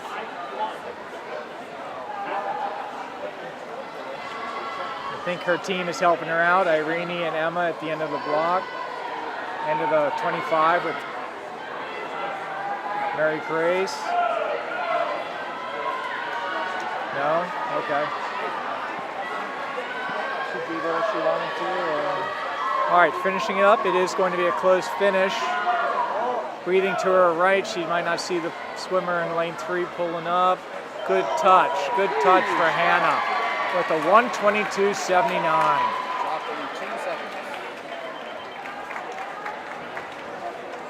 2-second drop off of her personal best. Congratulations, sophomore.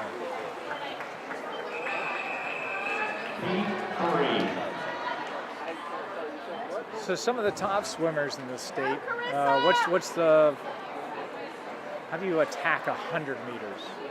Is it just all out for 100 meters? Yeah. Yeah. The most, for all the 100s and 50s, it's pretty much just book it to the end of the pool. I'm definitely a sprinter, so like a sprinter too. So I would disagree that 100's a sprint.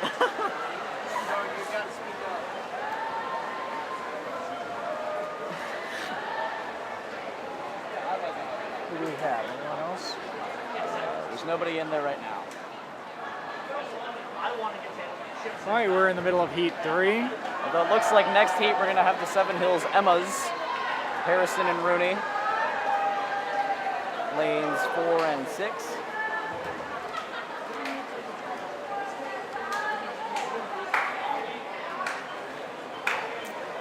The dynamic duos, Emma and Emma. Stay tuned, late heat 4, which is next. Seven Hills, lane 4 and lane 6.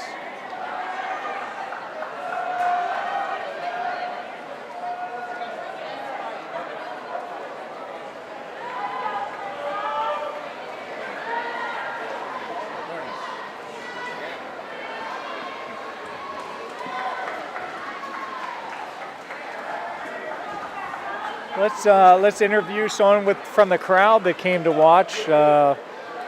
There's a young middle schooler here who has thinking about swimming this year.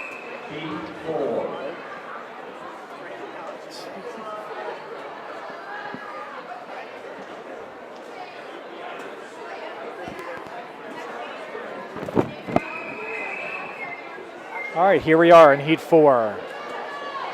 Emma and Emma. Emma Harrison, Emma Rooney. Lane 4 and lane 6, folks. Emma in lane 4 gets out to a pretty good start. Lane 6 also even with Emma Harrison. Am I supposed to elaborate? Greg, how do you think that went? That went pretty well. We've been putting a lot of work into this season. I think it went really well. How does it feel to break Matthew Marquardt's record? If I actually broke it, that'd be amazing because Matthew's a really fast guy. He's a personal friend of mine, and it's an honor to be at that level. How are you feeling going into sectionals? Good. The season is coming to a close. I put in a lot of hard work. The taper is starting to come in. It's set up to be a good meet. So what's your next event? 100 backstroke, and then I have the 4x1 relay. Well, we're excited to see you in those. Thank you.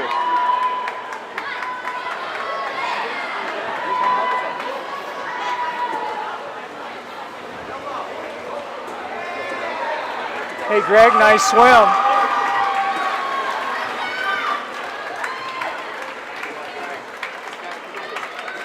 Thanks, Greg. That was a great interview. Nice meet. Greg wearing his state championship warm-up from 2016. Hoping to get back into form for the end of the season. Here we have Heat 5. Lane 3, Lane 5, Lane 6, all Seven Hills swimmers.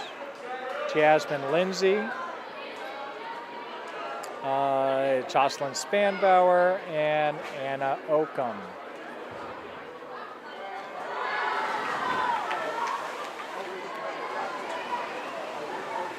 Ramirez in lane 4 is, like I said before, is a country day swimmer whose mother was a state titleist in tennis for Indian Hill. Very nice swimmer. It looks like Jocelyn Spanbauer is neck and neck with Ramirez in lane 5.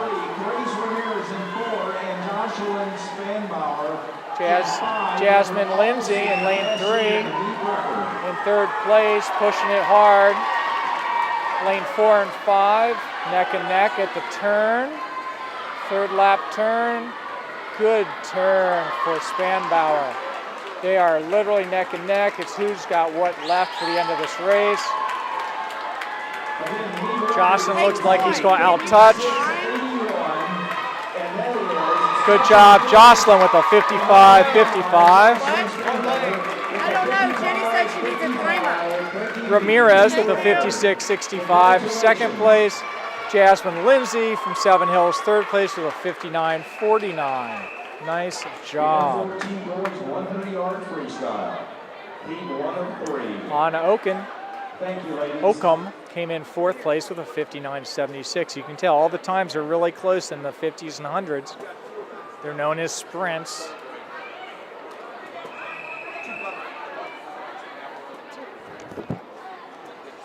Grab the mic.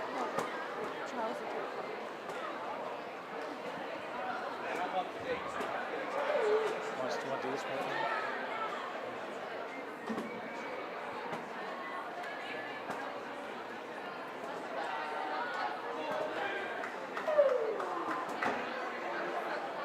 All right, we're starting Heat 1 of the 100-yard boys freestyle. Looks like John Humphrey in lane 6.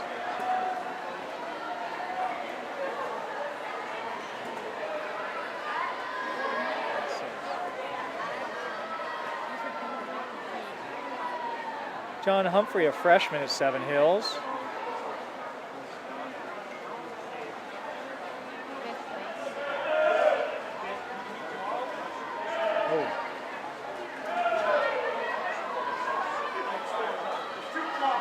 John pacing himself in lane 6, does a good flip turn, good kickoff, and right back into his stroke. Good job, John.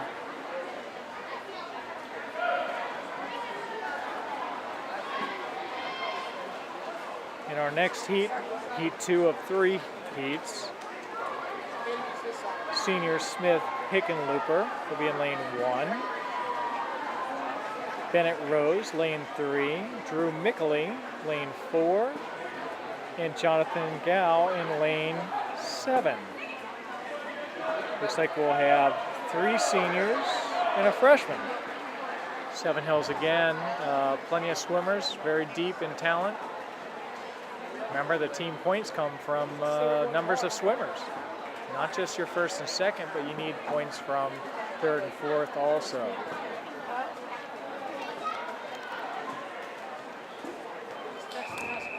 Usually Saturdays are full of events, so again, it's really nice to have this streaming system. Middle school basketball this morning. 8th grade girls A team beat Clark, who were seated above them by 3 points. And then a real nail biter.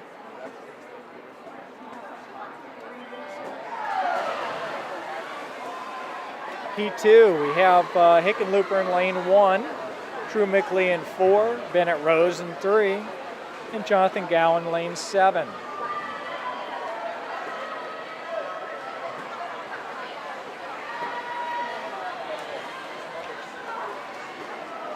Looks like Drew is pushing it, out touch, good turn at the 50. Lane 4 and lane 5 are even at this point. Lane 5 is Drew Crane, sophomore from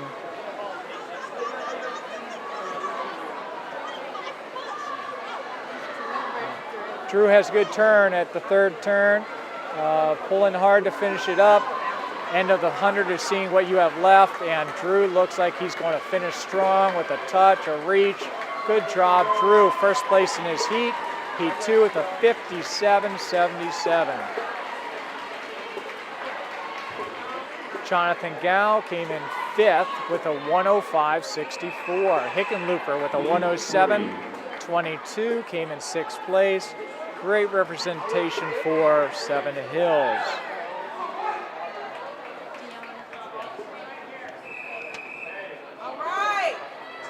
Looks like Spencer Boyd and Dion.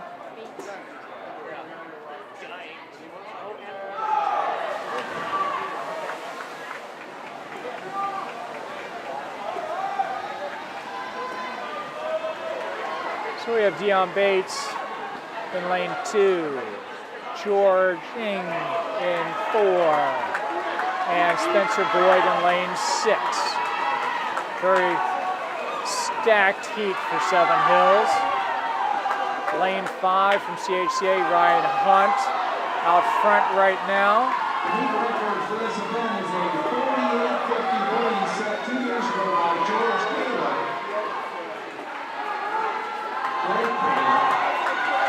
It's going to be a close finish. George had a bit of a better turn than CHCA. Looks like George is going to out-touch him, folks. Exciting race. George with a 50.45 coming in first. Dion Bates came in 5th place with a 53.66. Spencer Boyd in 4th place with a 53.12. Good point gatherer for the Seven Hills Stingers. Next up is event 15, girls 500-yard freestyle, heat 1 of 2. 500-yard freestyle, folks. This is a specialty race, one of the long distance races.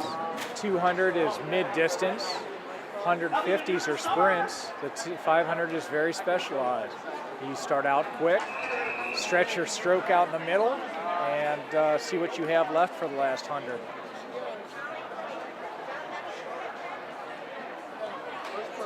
There are 2 heats of the 500. Seven Hills does not have anyone in this first heat. You'll notice at the end of the 25, they've got counters. Those counters will put down those plastic. They switch it as soon as they do their flip turn, and it lets them know how many laps they have swam in this race.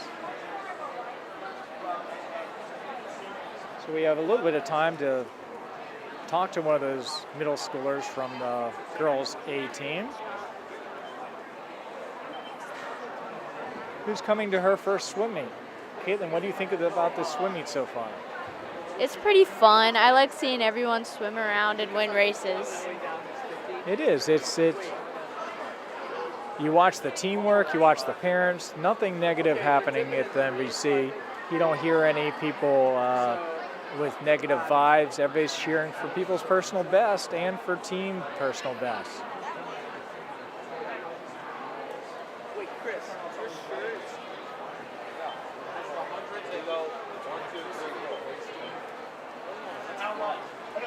Right? Do you know where Nick Purple is? I don't. He goes on that. Yeah.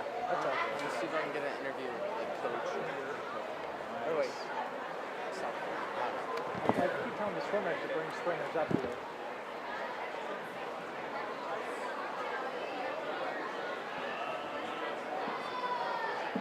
During the 500, it's a good time for teams to get together, do some stretching, and get relays together, get them pumped up for the final relays of the race. Plenty of meet to go, but like I said before, the medley and the free relays are exciting. The middle of the meet usually is about the 200 free relay, a mid-length relay. We're going to see if we can get an interview with a couple of the Seven Hills coaches. Impressive group. Seven Hills athletic director over there in the corner will try to get his opinion on the meet.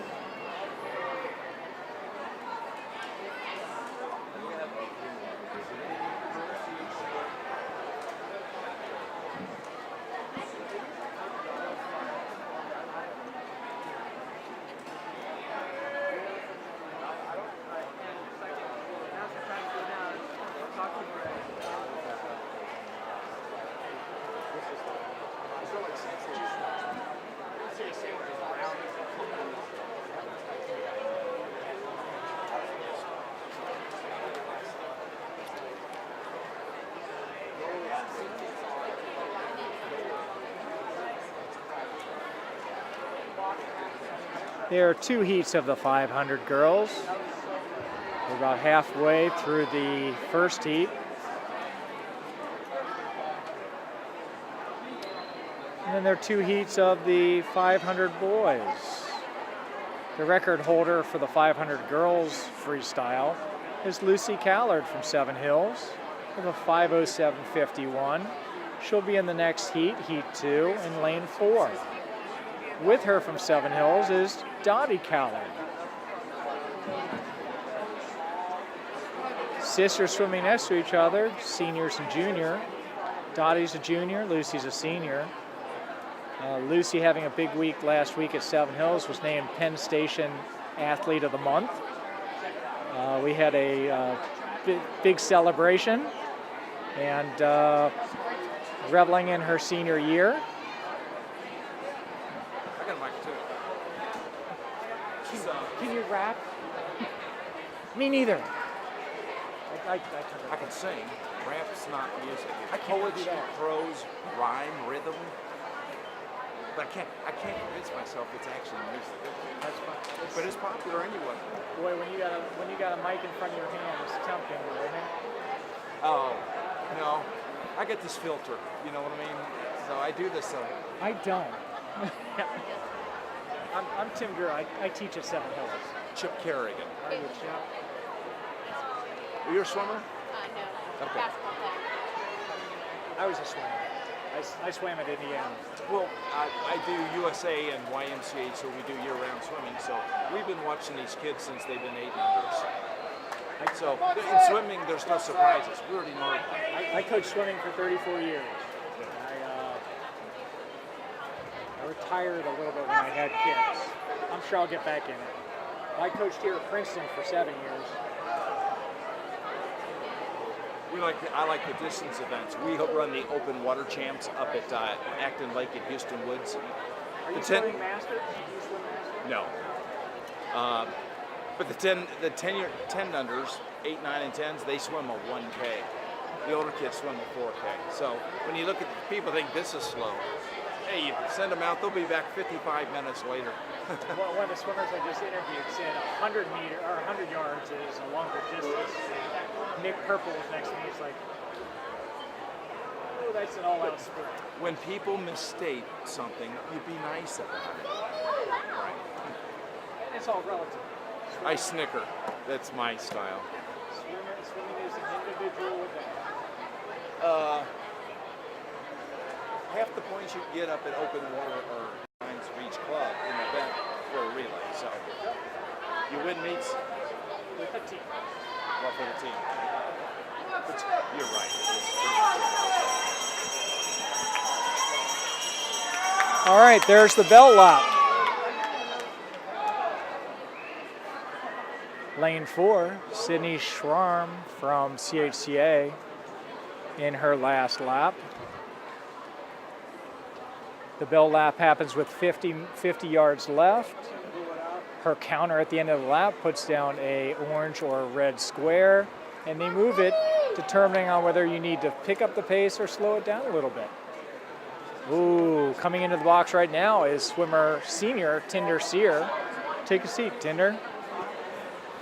So we were talking about the differences between long distance, mid distance, and short distance. So the strategy between the different races. What's your favorite race? My favorite race is a 200 breaststroke, which is a mid-distance race. And we were also saying, so oftentimes when you do IM, the stroke that kids have most issues with is breaststroke. A lot of kids want to swim breaststroke because it seems easier. Tell us about the difference between a relaxing breaststroke and really a competitive racing breaststroke. Yeah, breaststroke is definitely something that lots of people, they're just different animals. You aren't tend to be. And, but then again, a lot of people, it's the first stroke they learn. And it's completely different in a race. You really have to go hard at it. And it appears so easy and it's the slowest of all, but it requires so much effort and technique that tends to not be seen by the common observer. Here we have Heat 2 of the girls. The final heat, we have sister next to sister, Dottie and Lucy. Lucy having the record in this meet. The 500, what's the strategy for these girls? Strategies really vary for the 500 because it's such a long race. You can really vary up your strategy. Lots of people will choose to go out hard and try and hold on onto their lead, and others will save up for the end, and maybe a few hundred in, they'll start cranking it in. But people can really vary their strategies for these. So it's a little misleading when somebody gets ahead in the first 100. You've got plenty of race to be had. Yeah, it can be very misleading. They might run out of energy and fade off near the end. So they just called out the seniors from the Seven Hills Stingers. How was it hearing your name sort of being called the last MVC meet for you? I know they didn't call your name. We did up here. I see. So yeah, it's really a nice culminating experience to all the individual high school meets, the dual meets, the MVC meets, all of them that we've been taking a part of. And then it's a great launching point for the end of the season to go into sectionals, districts, and state to kick off that championship season. Well, we were saying earlier that Coach Williams certainly has depended on his seniors. And I think that's by design that he lets the team be your team, your energy, and he tries to guide you. So how have you taken these young swimmers under your wing and sort of showing them the future of Seven Hills swimming? Yeah, I mean, just giving them the opportunities to perform big. We have lots of great underclassmen that have lots of potential, and we just want to give them the opportunities to go into the big meets and put up big performances. That came through at the Southwest District Classic. We saw junior George Ang and freshman Tim Kalen really started to come of age for the team and put up huge performances on our relays alongside Spencer Boyd, Greg Kalen, and I. Yeah, I mean, the Seven Hills community has little knowledge of swimming, but they certainly know how hard you guys have worked, and sometimes the accolades of a swimmer are sort of within the team. But certainly we hope you feel through this streaming, through the community, that you guys have sort of set the bar for athletics a bit. Mm-hmm. Yeah, it's definitely a very challenging sport. We, practice anywhere from 5 to 9 times a week within the team, and it's just a great way to build the team community. All these people working so hard together and coming together for the meets, and putting together a great performance as a team. So here we're finishing up Heat 2. We're about midway, a little bit over midway for Lucy and Dottie on her heels. Lucy has about a lap on the field. What do you think Lucy's feeling during this race? Is she going to try to break her record? Is that Lucy, or is Lucy going to be complacent with just winning? It's just, Lucy is definitely a big competitor, and, she's competing against, herself from last year, of course. And, she always wants to go fast and, always put on a great performance. So I wouldn't be surprised if the record goes down, but she also put on a great performance last year. So it's going to be a tough time to beat as well. So we were saying earlier during your race that you're going to join former teammate Matthew Marquardt at Princeton next year. Mm-hmm. Are you excited about swimming for the Tigers? Oh, very excited. It's just a great group of guys. We're going to be, it's just a great conference in general, too, to be competing in the Ivy League. And they just have such a great team culture that has so much energy and a great fit with the academic institution it's coupled with, and it's just going to be a wonderful experience. Well, those of us that were at the signing when Tinder signed his intent letter for Princeton, boy, all that hard work, the early morning practice, the late afternoon practice, it takes a certain personality, not only determined and a little ornery, but also just knowing yourself and what character you have to be a swimmer. Yeah, thank you. That's it really meant a lot to me to have that sort of culminating experience and really have a nice transition off from Seven Hills and off to Princeton. Lucy just finished Heat 2 with a 5:09.92. Dottie's finishing up her race. She's in second place at this time.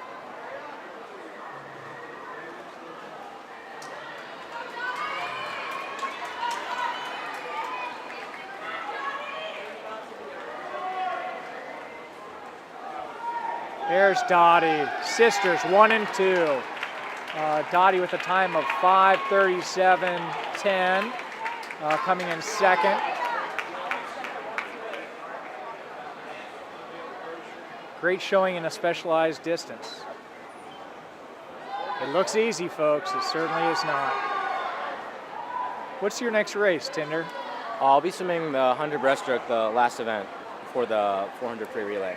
For the 400 free relays. Are you going to be in the 200 relay? I will not be. I'm swimming 2 relays today, the 200 medley and the 400 free. As you watch talk about the Olympics right around the corner, when you think about swimming Olympics, and certainly we've had our tradition of great swimmers like Joey Hudepole going through Cincinnati, do you have any eyeballs on Olympic prospects?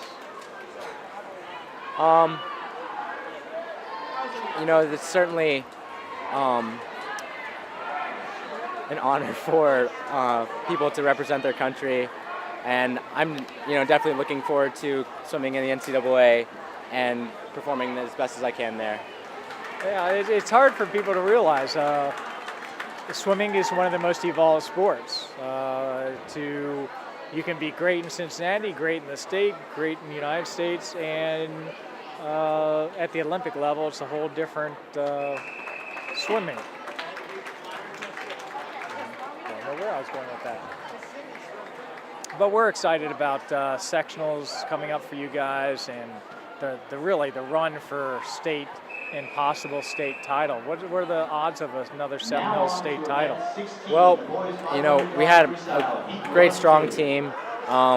We've been crippled with a little bit of injury. One of our seniors, Nick Purple, is out with a back injury, and he's still recovering, not going to be ready for the sectional district or state meet. So that really hurts our chances, but we're really looking forward to putting on a great performance at state. You know, watch out for Lucy, Emma, Greg, George, and I, and all of the swimmers that will be at state. So I'd say it's going to be an exciting meet to watch. Canton is a sort of a historic site. They've had the state swim meet in Ohio there. Is that a special place for you? What does that mean to you to get to swim in Canton? Well, the atmosphere in Canton is absolutely electric. It's housed so many champions and fantastic swimmers that you feel sort of connected to all of those you know, swims and the history that it has with it when you step in and the atmosphere starts to light up. It is. Having gone to the state meet, it is electric when you're up there. And it's sort of fruition to all your hard work through the season. When will you start to taper? First of all, what is taper for our crowd? So a taper is part of the training cycle for swimmers. So swimmers will train as hard as they can for about, you know, 5 or 6 months, and sometimes even 7 straight.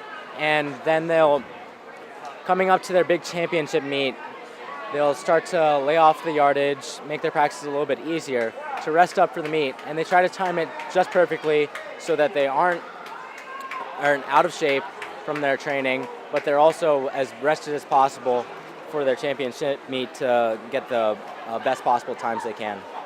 So it really is a whole year strategy. Yeah.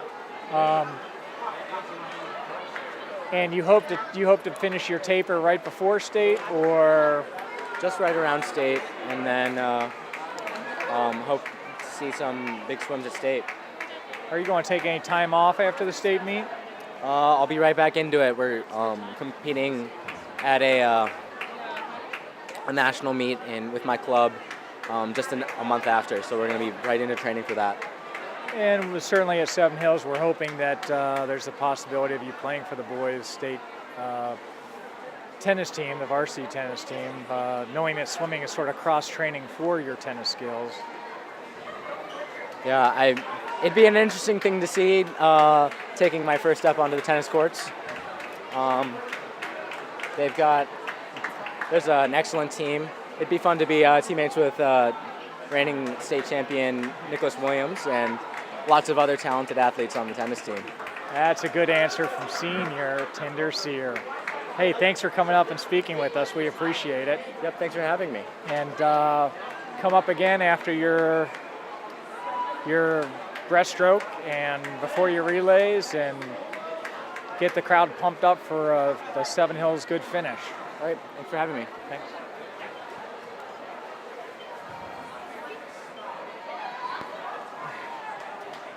Claire Harrison is back in the booth. Booth?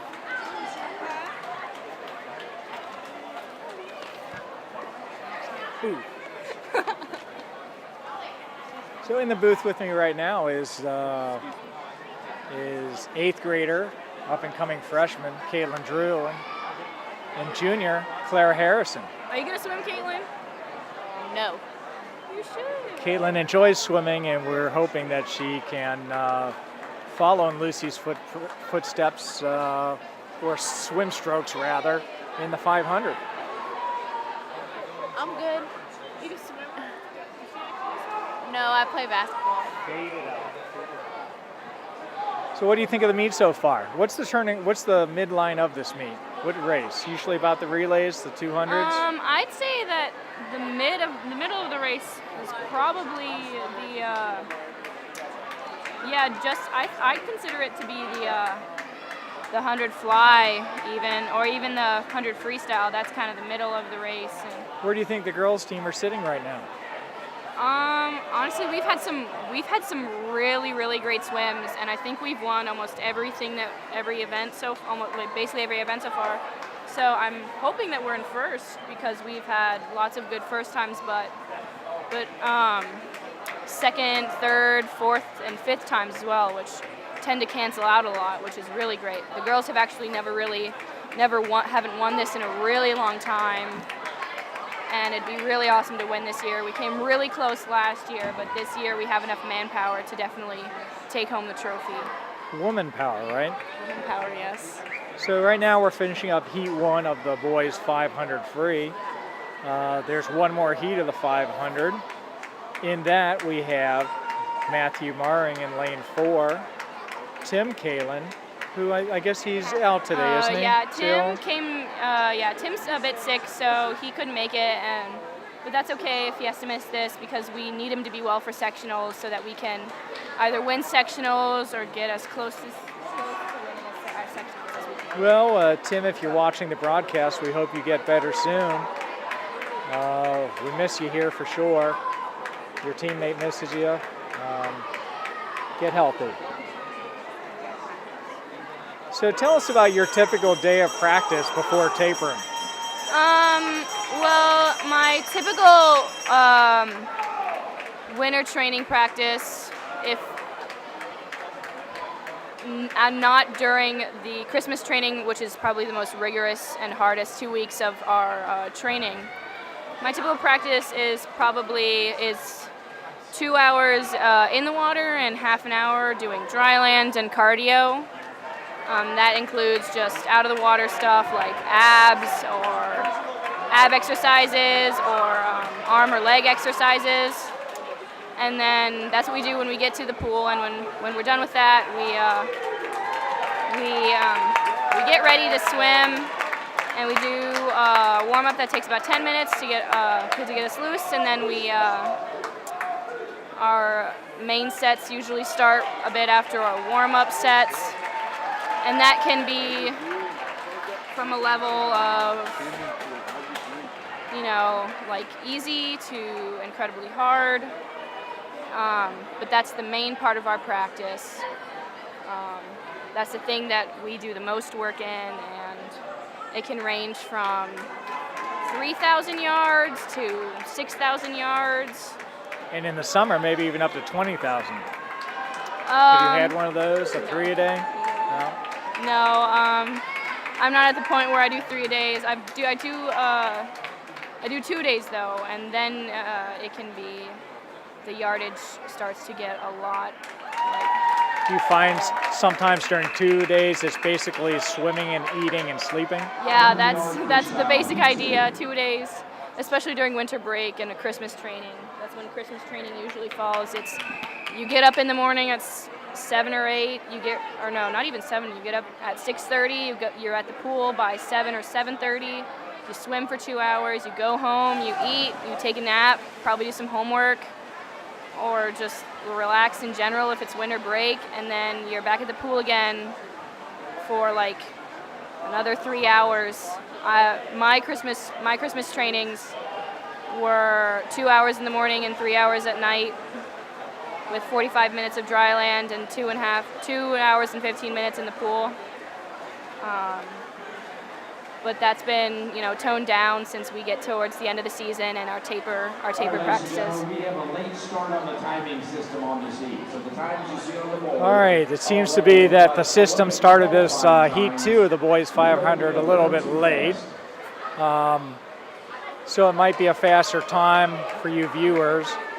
Seven Hills, lane 4 and lane 5, but like we said earlier, Tim Kalin is out with the flu or a bad cold, and we're hoping he comes back soon. But we have Matthew Maring in lane 4. Caitlin Drew is going to call us through this race.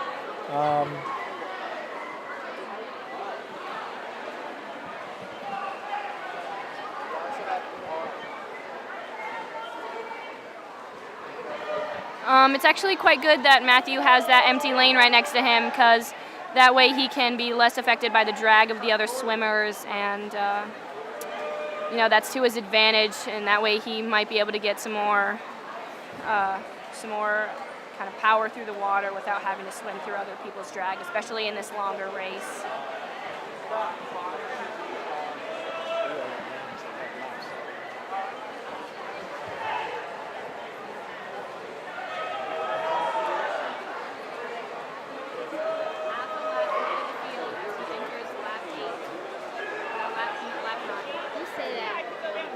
Matthew's about 3/4 of a lap ahead of the field right now after making his turn at lap 8.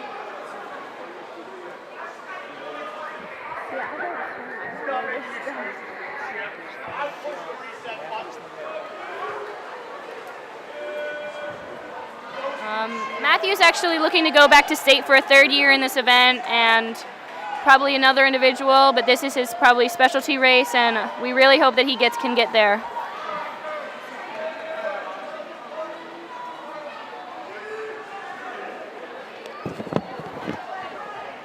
So seemingly in the middle of this race, now Matthew is stretching his strokes out a little bit, and what a swimmer calls feeling it. So you're either feeling it or you're not, and it sort of gauges how you're going to do the middle of the race. Are you going to stretch it out, or are you going to push it and see push for a personal best?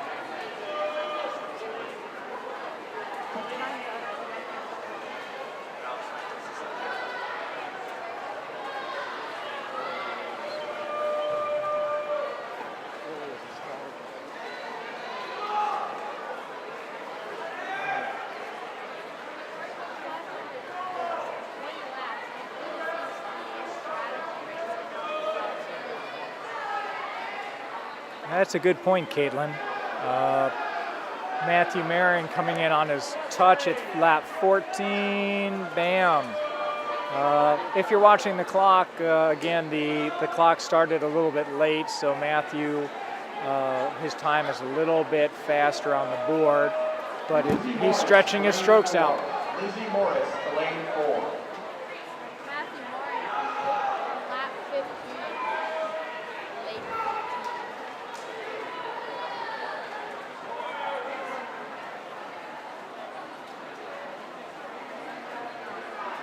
Now, Caitlin, Matthew's one of those seniors that they just celebrated. You watching the seniors at all the different sports, what impact have they had on your desire to play in the high school next year? Well, I really like to watch the basketball and the soccer sports because those are some of the sports I play and I like to compete in. And I really just strive to be like them. So now that you're watching really your first swim meet, what do you think about our swim team and the swimming Stingers?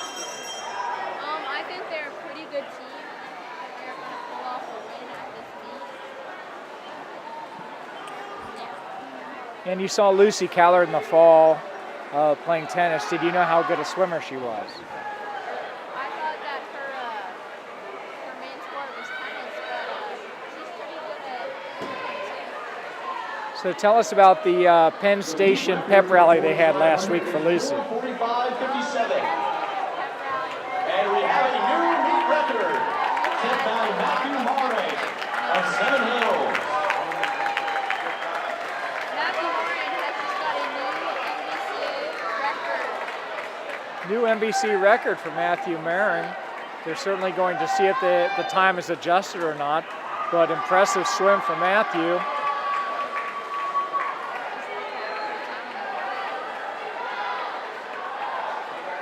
Not so sure it's a 4:38.8, but certainly they will adjust for that, but pretty impressive. Discounted the mistake I made earlier when announcing that record. Garnett. His scores have been readjusted back on the board, and he has gotten first place with 4 minutes, 38 seconds, and 8 milliseconds. We're really not sure if there's a record or not. They will have to figure out what time they're going to adjust it with, because certainly a 4:38.8 is a pretty fast time. Tim Hagemeister had a 4:45, so there was no record one here lost.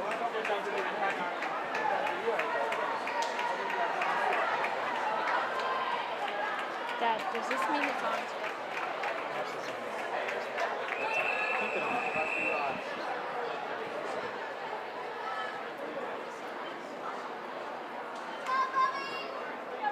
Caitlin, do you think 20 laps of freestyle would leave you tired? Oh, I would be very, very tired.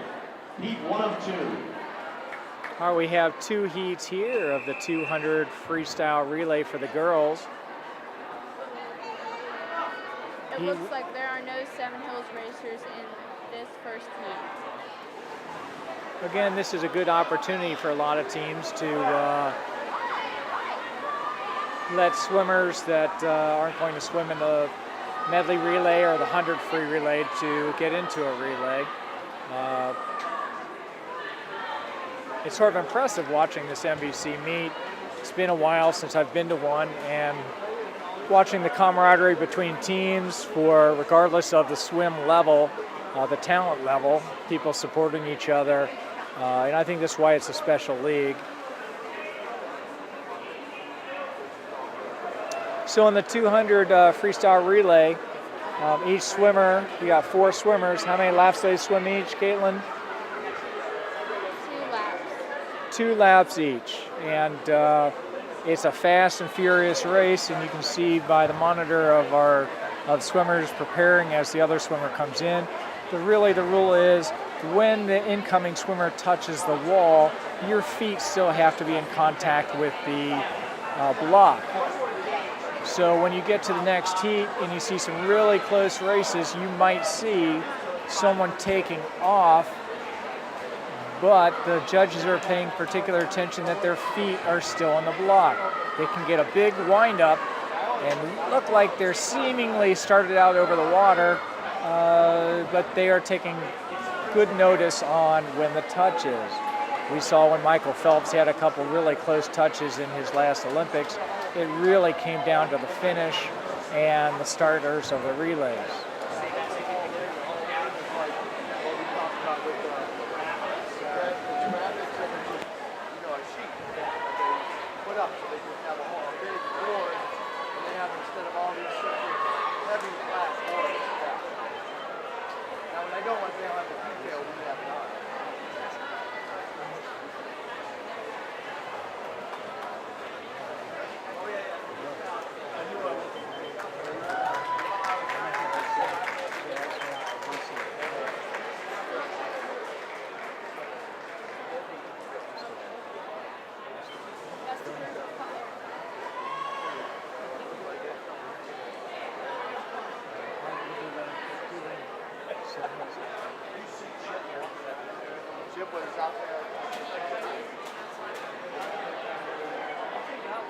This next heat, Heat 2, Lane 8 has Mary Grace Ramsey, Irene Scaloni, Scalopoulos, Annie Hallinan, and Emma Rooney, each swimming 50 yards of their relay.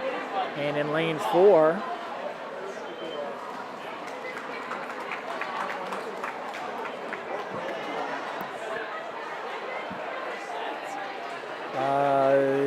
the meet record is 150.18, set in 2016 by Cincinnati Christian. Lane 4, Anna Oakham, Emma Harrison, Jasmine Lindsay, and Lucy Callard. So Seven Hills has Lane 4 and Lane 8. Caitlin and Drew will take you through the race.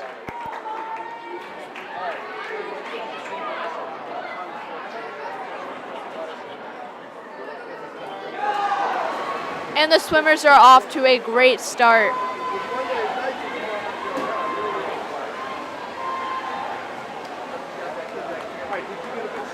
Very tight race, Caitlin.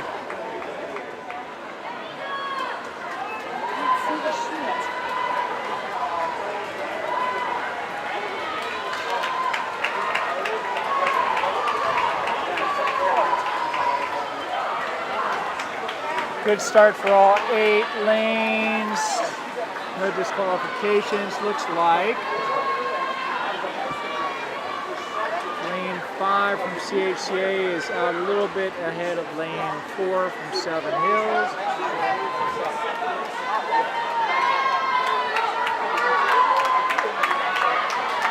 Looks like Jasmine is next swimmer for Seven Hills. Good arm swing, follows in the swimmer. Good start, Jasmine. And the Seven Hills Lane 8 is now in the water.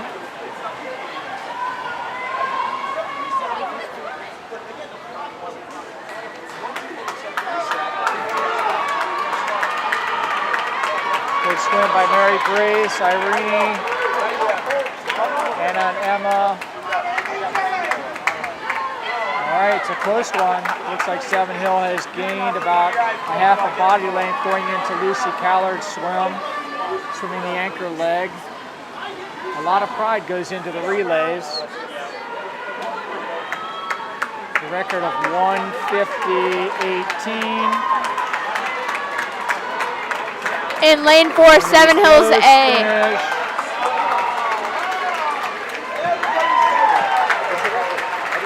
And it's a new record.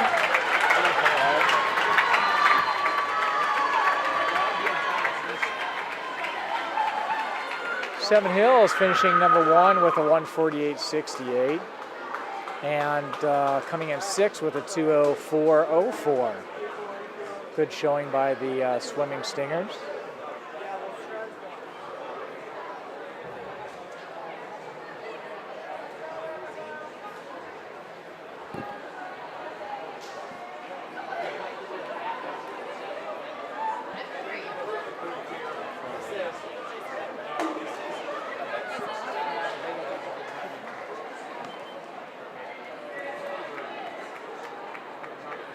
So Seven Hills should have a lot of pride in their relays.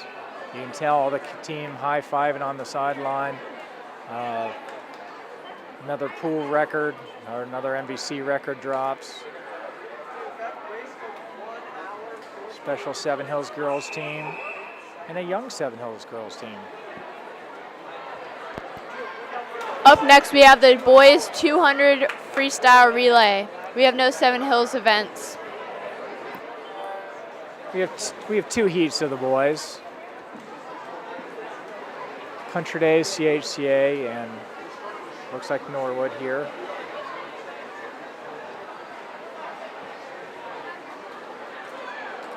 Regardless of the heat, it's always about competition here in swimming. Your personal best, team cheering you on.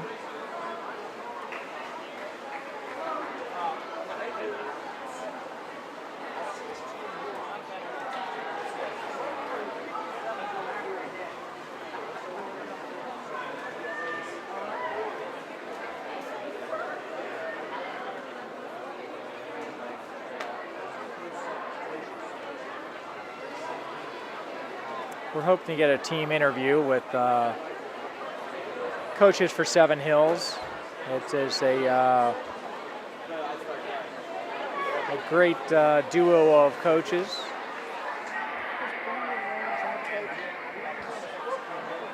Head coach Brandon Williams. He's also assistant athletic director at Seven Hills.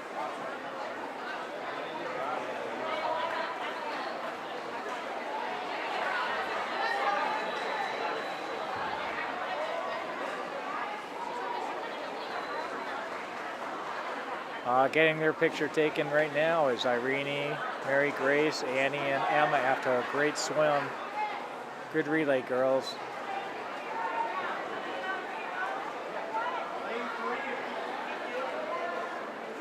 And again, congratulations to Anna, Emma, Jasmine, and Lucy on their swim. Another MVC record. Interesting, 1 freshman, 1 sophomore, and 2 seniors.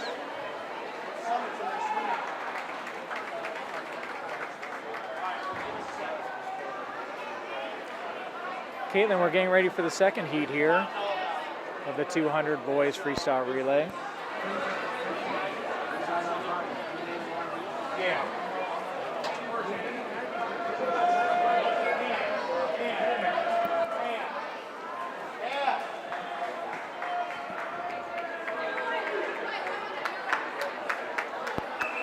In the second heat of the boys 200 freestyle relay, we have Bennett Rose, Zachary Domet, Nick Norton, and Matthew Colson in lane 1.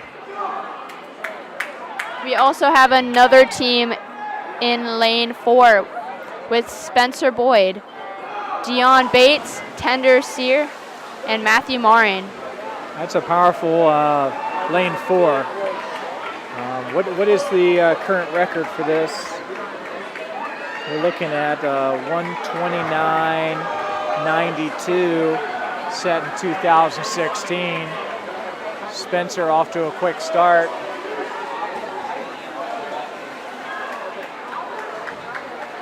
CHCA is leading the race, but Seven Hills is slowly gaining.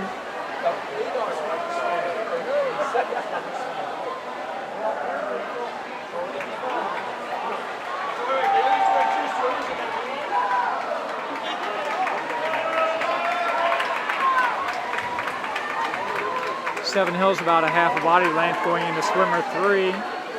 De Leon Bates.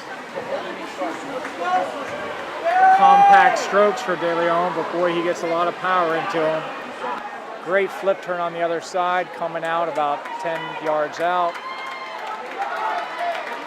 Has increased our lead to about a body length.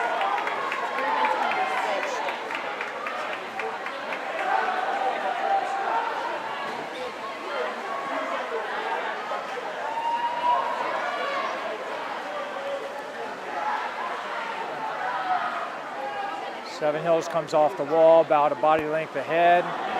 Halfway through the last leg. Seven Hills lane 4, 138.56. And Seven Hills lane 4 has won it.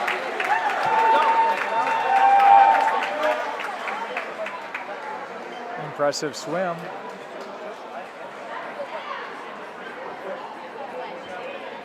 Seven Hills lane 1 with a 7th place finish at 152.84.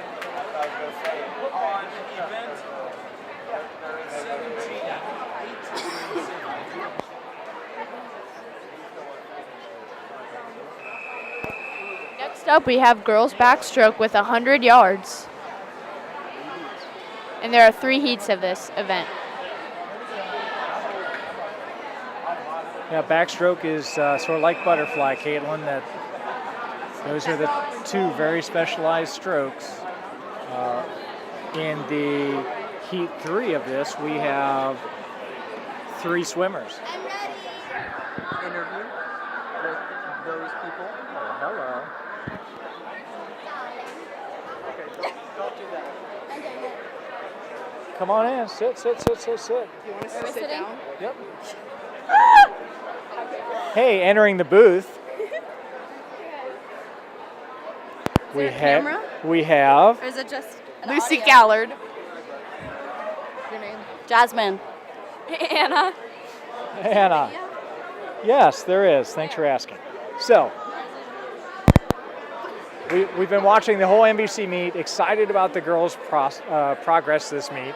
We're excited about individual swims, and moreover, what's really exciting at these meets, and really at every level of swimming, are relays. Tell us about the relays so far. Well, there's 4 people, and they each swim a part of the event. And we've been undefeated so far in the relays this meet, which is really exciting because we've never done that before in team history. And you've broken some records. Did it take individual bests from all 4? Depending on which. It was definitely the fastest we've ever swum that relay with this group of girls. We have 2 younger swimmers on the relay, so it's exciting to see them come up and get to swim on the A relay. So tell us what swimming has been like for you seniors. It's definitely like a little bittersweet. It's fun. I think it's more at this point, more our community and like how our team is rather than personal best. I think it's like more balanced when you're a senior because it is, I don't know, because you're leaving. But I mean, I've had a great meet so far with all my teammates. I'm lucky enough that this isn't the end of my swimming career, but for those of us who are finishing swimming, it's sad to see them go, but we all know that because we've been on the team together, we're going to be friends forever. So. And Lucy's going on to swim for? Duke University. Jasmine's going to swim for? I'll probably swim club at Miami University. Awesome. And Anna Oakham will still be at I will still be a freshman. We'll be a sophomore. Hopefully you won't be a freshman again. But we're super proud of you girls for sure. Great individual swims, great finishes. What talking to a couple novice people watching swimming, what's sort of really cool is to watch you guys on the deck supporting each other. Whether it is a more novice swimmer or an elite swimmer, you guys are cheering, and it seems like you have a special girls team this year. Yeah. Yeah, it's definitely a special team. I mean, the most talented team we've ever had, but also I think the closest team we've ever had. So tell us about your freshman year. So I came to Seven Hills this year, so I've been swimming for a while, so I decided to swim for the high school. And I'm just really impressed not only with the talent that the team has, but how close that I've become with so many people in just a few short months, which I thought was really amazing. How do you take an individual sport and turn it into a team activity? I mean, I think that's also with cheering for each other and getting each other hyped and warming up together. It's very, even though it's an individual race with the relays and everything else, it's you get a lot of support. Yeah, I mean, I just like getting out of the pool and having all your teammates there. With a good swim or a bad swim, it doesn't really matter because they're your teammates either way. So no matter how you feel necessarily about your swim, they're always there supporting you. And swimmers are special athletes. People don't realize how much time you're putting in. I think it's one of the hardest sports there is. One of the most evolved sports, for sure. I was mentioning when Lucy finished her 500 that she probably edged out one of her best times because of her cross-training in varsity tennis this year. Yeah, tennis. I owe all my success to the varsity tennis team and Tim Drew. You heard it there. There were no cue cards involved in that interview. So are you guys looking forward? What's your next race? We have just one relay left for me, so that's the 4 free relay, and I'm looking forward to it. I'm also on the 4 free relay.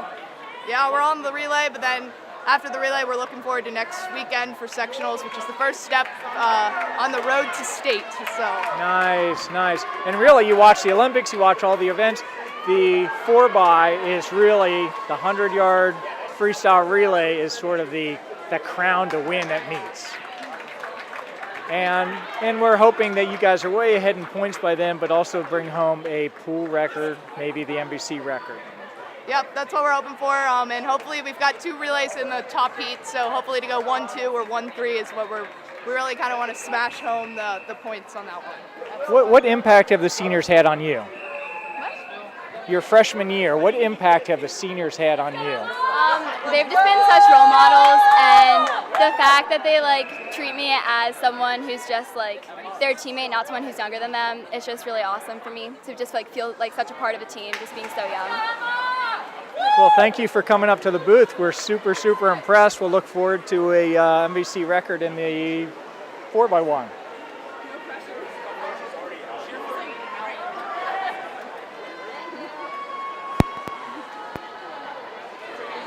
We have the 3rd heat of the girls 100 backstroke.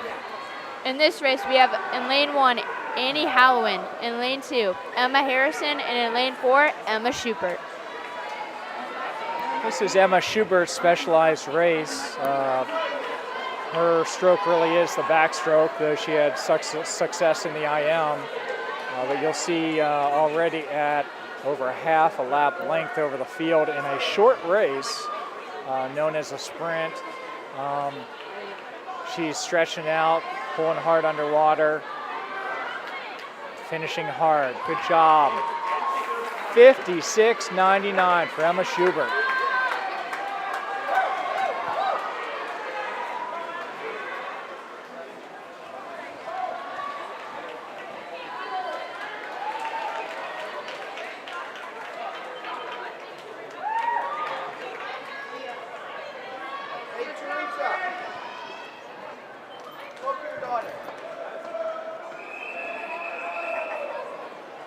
I'm pretty sure, folks, that's a MVC record, which was held by Peyton Kaner in 2017, now broken by Emma Schubert, 56.99. This next race is Heat 1 of the boys 100 backstroke. In this event, we do not have any Seven Hills participants. And the record held in this event in 2016 by Matthew Marquardt with a 52.65. Swimming for the Stingers in Heat 2.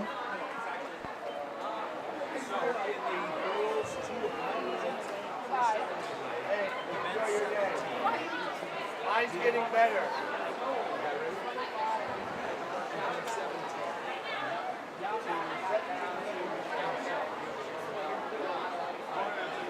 $100 backstroke, super specialized stroke. We have Heat 1 going on right now. Heat 2 will be in a minute. Like I said, Matthew Marquardt holds the record at 52.65. In our next heat, we have 5 Seven Hills swimmers. Lane 1, Zachary Donette. Lane 2, Nick Norton. Lane 3, Greg Kalin. Lane 6, George Hausberger. Lane 7, Bennett Rose, but I think Bennett came down with the same bug that Tim Kalin had, and we haven't seen him yet.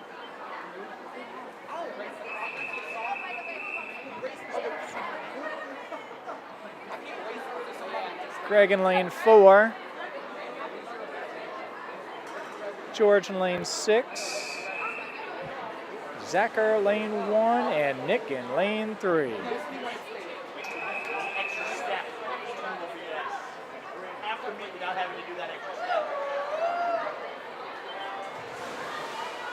Wow, all the swimmers are off to a great start with Greg Catlin in the front. Greg came out about 15 yards out from his kick and came up about 3 body lengths ahead of the field in the first 25.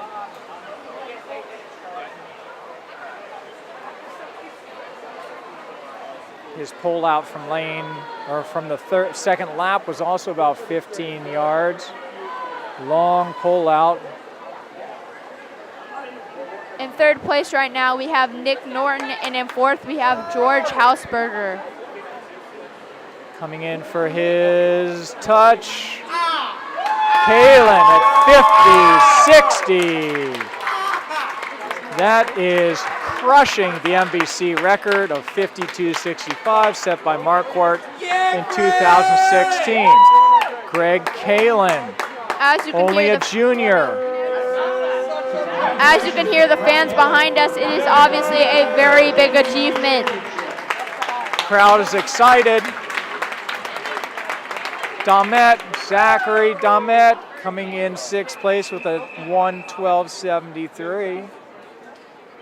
We had George Hausberger with a 1:07.86 in 4th place. And Nick Norton in 3rd. With a 1:05.28. Good job, Seven Hills Stingers. Hear the crowd behind us cheering for that last one with all those swimmers from Seven Hills. And in the 5th lane, you can watch to see Irene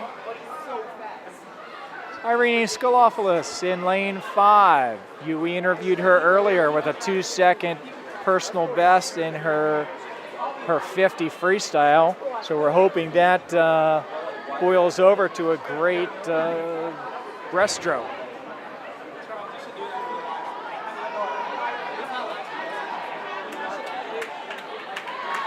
Irene presently is tied for 2nd place. Long pulls. Irene in lane 5. Gargi in lane 6.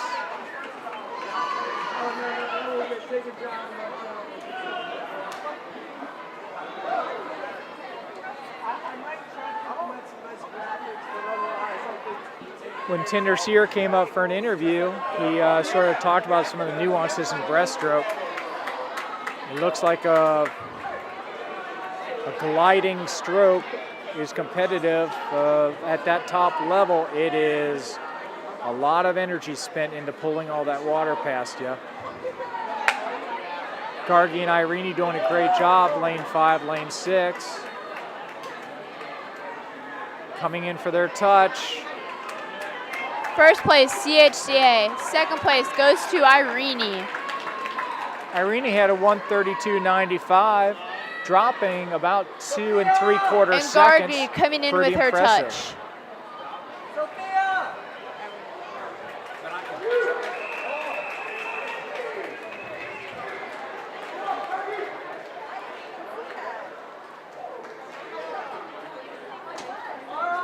Gargi coming in at 1:53.44 and coming in 7th place. Nice swim, Gargi.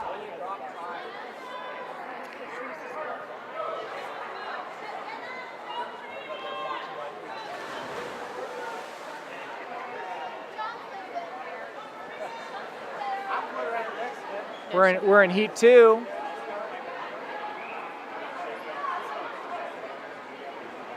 Looks like Summit has a swimmer in lane 4, Sydney Fleek. Country Day, Lizzie Morris in lane 5. The 2 swimmers to watch in this heat. Seven Hills looking forward to heat 3 with Clara Harrison in lane 4. Westfelder in lane 6.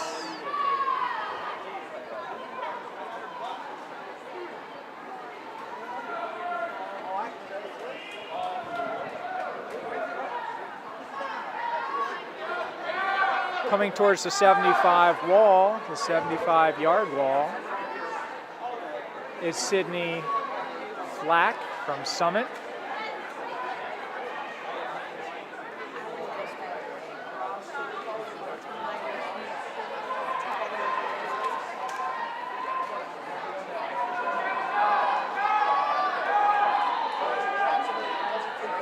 Exciting finish.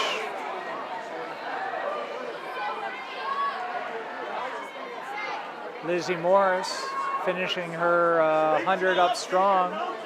Takes number 1 in that heat for 1:24.48. We have another heat, Kaylin. Heat 3 is now stepping up in the blocks.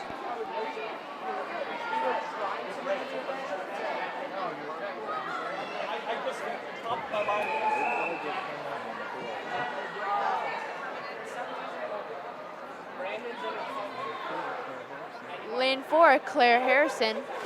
And in lane 6, we have Holly Wistfelder. Holly's only a freshman at Seven Hills, and Claire's a junior. Shows how we've got some young swimmers and some veteran swimmers, upperclassmen swimmers.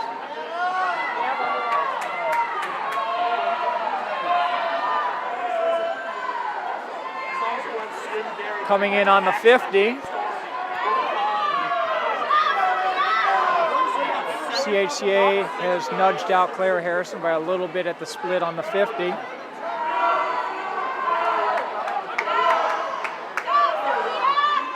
Claire's in a battle with lane 3 for second place. Very tight race.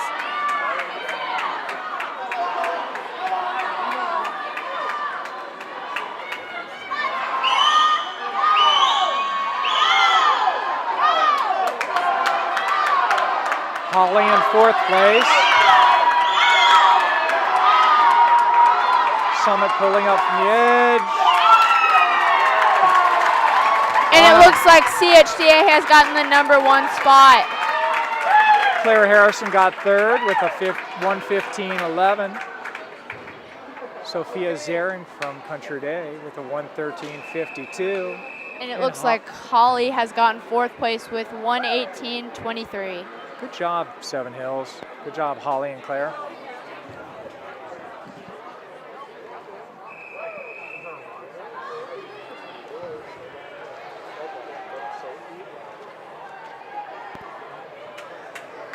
And now we have heat 1 of the boys 100 breaststroke. Seven Hills doesn't have a swimmer in heat 1. Gives us a chance for those viewing these races sort of see that breaststroke is a pull, kick, and glide, and it's all about the timing of that stroke. I heard you guys needed somebody to interview. So De Leon Bates is back with us in the booth. How was your last swim? It was pretty good. You know, we were all kind of dead. We were just joking around behind the blocks like, oh, if I go a 29 in this, I'll be happy. When, like, really, we should be going 24s, 23s. everybody carried out their job. We all did pretty good. Like I said, you have a few sleepers with Drew because Tim wasn't here. Drew did pretty good. He won a 6-0. And, you know, everybody just did a decent job, good job on their relays. We went at it. We were aggressive, and we came out in first, and that's what it's about. So tell me how you place your swimmers usually in a relay. Who swims first, second, third, and fourth? All right, so technically the way that you want to organize relays is you have the second fastest person going first, the fastest going last or as an anchor, the slowest going third, and then the second slowest going second. But we kind of did it out of order this time as we had our fastest swimmer, Spencer Boyd, going first. And then we had Matthew going last right after his big 500, which he killed it in. He crushed it. He won by like, what, 10 seconds in that? Yeah, that was, boy, what a relay that was.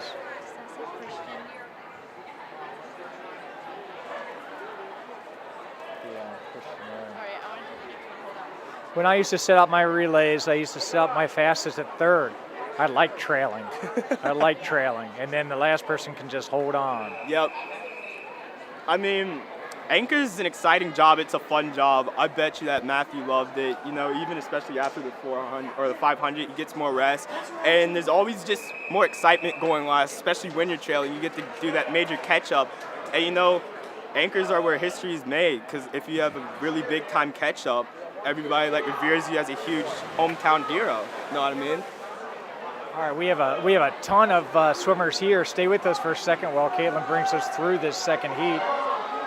In lane 3, we have Christian Marin. In lane 4, we have Tender Sear. In lane 5, we have Matthew Colson. And in lane 7, we have George Hausberger.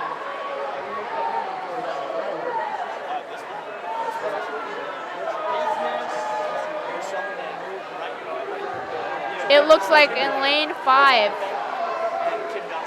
they are winning.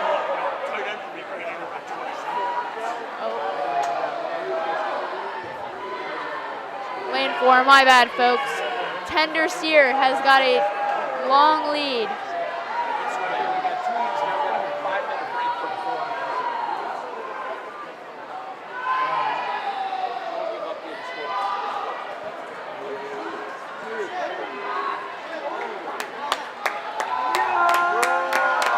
And Tender Sear has gotten a first place with 59.12.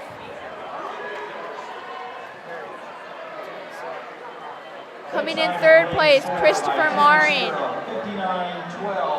And coming in fourth place, we have Matthew Colson. And George Hausberger coming in seventh. So Caitlin, Tinder, his record from 2016 was a 1:02.20, and he just crushed his record with a 59.12. To go under a minute in a 100-yard breaststroke is pretty amazing. So back with DeLeon Bates. How you feeling about? Are you swimming in the 100-yard? Swimming in the 100-yard freestyle relay. No, I'm not in that. No, that's usually like a celebration lap. Spencer, are you swimming in the last relay? No, I swam on the first two. Nice, awesome. So here we have Irene and Spencer and DeLeon. Irene was in here talking about the 50 where she dropped 2 seconds. Yeah. Do you know you dropped almost 3 seconds I dropped 6 seconds. per lap? Mickey, Yeah. how do you feel about your MVC experience? I'm happy. I actually didn't really believe it, and I thought that the scoreboard was wrong, but then I got really excited because I dropped 6 seconds. Spencer, how do you feel about your 2 relays? The relays were good. The first one, of course, we got the meet record, so that one was really exciting. And the second one, it was a little closer. That one hurt. It was after all my events, so that one was pushing through the pain, but we won that one too, so it's okay. It was good. Well, I can't wait to watch this streaming of the meet. This is a first for Seven Hills, but we're really excited. The whole school gets to share in your celebration today. Both boys and girls swim team, I think point-wise, are pretty close. Pretty close to winning the meet. We'll see. It might come down to the last relay. Yeah, those relays are always fun to watch, especially when it's really close, because then everybody's ready to go. Those are fun. Irene, are you in one of the last relays? I'm not. No. Seven Hills with 346 points. And they've just announced that Seven Hills girls have the lead with first place. 5 points. Cincinnati Christian with 54. Clark Montessori with 69. Summit Country Day with 110. In fifth place, Cincinnati Country Day with 116. We have a tie. So maybe we'll have the guys help us work our. Irene can help us with the girls relay at the end, and the guys can help us with the guys relay. Some insights. In second place, only 3 points ahead, New Richmond with 124, and in first place with 376, Seven Hills. They've just announced that Seven Hills boys have gotten almost first place. We are just waiting for the next couple of races to start and then end. All right, we're ready for event number. So going into the relays, it looks like Seven Hills is winning for the boys and the girls. As I've alluded to the whole meet, the 100-yard freestyle relay is sort of an exciting relay for everybody. Not only the end of the meet, but sometimes it's a point gatherer to win or lose. But it looks like Seven Hills is comfortably in first place right now in both boys and girls.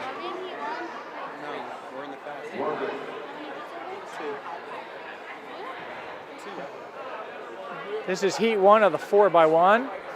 Each girl swims 100 yards of freestyle. And you heard De Leon talking about placement of swimmers. Where do you place your fastest swimmer, your slowest swimmer? It's sort of a strategy. They sort of tucked Spencer, one of our slower swimmers, into. I'm just joking. Spencer's one of the faster freestylists on Seven Hills team. I mentioned most of the relays I ever coached, I put my fastest at third. I like trailing. That's new. I always like trailing. A lot of relays are doing new things these days, like spreading people out, putting like slow ones last. Like I don't get it. I really like doing the person is the fastest because then you can get that good race going at the end. My second fastest went last. My first was third. Just sort of saying, can you catch them? Yeah. Can you catch them? I like that. Nothing's worse than seeing some bubbles in front of you, knowing that you got some catching up to do.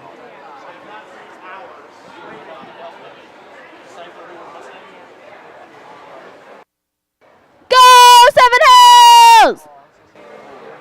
Working our way through the girls 4x1, 400 yards total, 100 yards each. So you guys, in your relays, how do you time when you're going to start? If it's a close race, do you sort of push it to see if maybe an official sees whether your toes leave the block or not? You can't talk because you always false start. Yes, I can. All right, let me tell you a story about my relays. So, I am notorious for false starting about every single relay in the book. 400-meter free JOs, 400-yard free JOs, 200 medley JOs, you name it. Because I rush it and I'm like, oh shoot, it's a really close race. And then I leave the blocks too early. I go a good time and then the official comes up and like, hey, you left a second early. So one thing that I've been working on is having your right hand and your other hand out. Your thumb sticking out like you're making an L. And then put your thumbs basically like, put your thumbs onto the person who's swimming in's hands. And right when you can't see it anymore, you start your wind up and then you dive in. So like we said before, it might look like they're false starting. In De Leon's case, maybe is. But what you're really looking at is when their toes leave the block. It's always a good idea to get that swing in there. Some do a whole arm swing and get moving off the block right on touch. Yeah, normally like right about when they're maybe 2 strokes away, you want to get your arms moving so you can get that momentum going. So right when their last touch hits, your feet are leaving the block. But today, at least on my medley relay, we had a safe, good half a length lead. So I know that we emphasize doing safe starts, which is just like you make sure you can watch them finish so there's no issues with DQs or anything, especially when you're already winning. You don't want to lose those points. Something maybe De Leon could learn a little bit. And especially when you're looking at, sort of final 16 making it to the finals of the state. Sometimes a safe start is what you really need, and then you put it into that last, the final heat in the evening. Been a fun meet for you, Spencer? Yeah, I did pretty well. I mean, last year wasn't nearly as accomplished as this year. I moved up a few places in each of my events. I got a meet record this year on the medley relay, and I've gone significantly faster, so it should be good going into rest for the high school tournament. Well, we said a bunch of different people that were interviewed that swimmers are a different breed. People don't see you getting up at 5 a.m. to go in to swim. They don't see you swimming 20,000 meters in a workout and a 3 a day in the summer. But us fans at Seven Hills are super excited that you guys put in the time. It's not just this meet, it's the last 6 months. How do you taper for the state? So I'm tapering so next weekend we have sectionals, and I'm just going to go into that like a normal meet. I'm not going to rest or anything at all. And I'm going to start resting for districts. So that means I do less yardage. I don't do doubles. I only do 1 practice a day. I spend less time in the water, and I get more ready for like my specific like details and my stroke techniques and getting all ready for my races. And then state will be the same thing as districts. We'll be excited as you start to taper and we look towards the end of the season. I know it's bittersweet end of the season, but boy, you guys have worked hard to get the accolades you're getting. Congratulations. Thank you. I didn't even notice how Reedy left. In Heat 2, we have Lane 4 with Seven Hills contestants Dottie Callard, Lucy Callard, Emma Schubert, and Jocelyn Spanbauer. So we have relays in lane 3 and lane 4.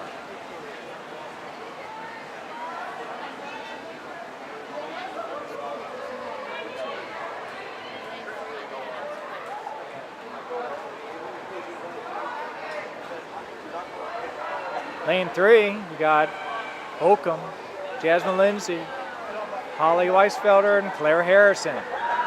Very, very strong team in lane 4. Strong team in lane 4 is Emma Schubert, Jocelyn Spanbauer, Dottie Callard, and Lucy Callard. It looks like Seven Hills is out to a 1-2 finish here after the first leg.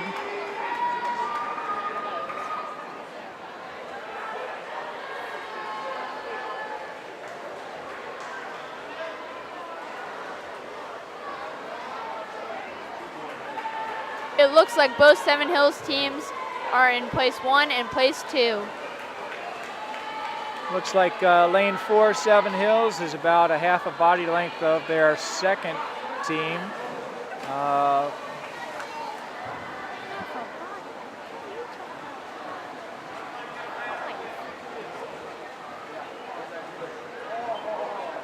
Each swimmer swimming 4 laps. The next swimmer may not step up on the block until they've touched the wall after their 3rd lap. They step up and prepare. Looks like Emma Schubert next in lane 4. Lane 3 looks like Jasmine will be their next swimmer. And Emma Schubert with a nice dive off the block. Lane 4 being about a half a lap ahead of lane 3, which is also Seven Hills, coming in close with lane 5 from Country Day. Jasmine gets a nice dive, comes up about 12 yards out.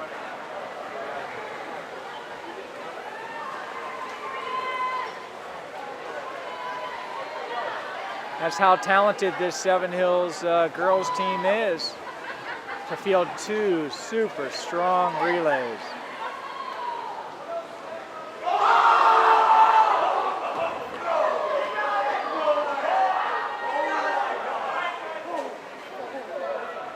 You can hear the crowd getting excited during the girls' relay.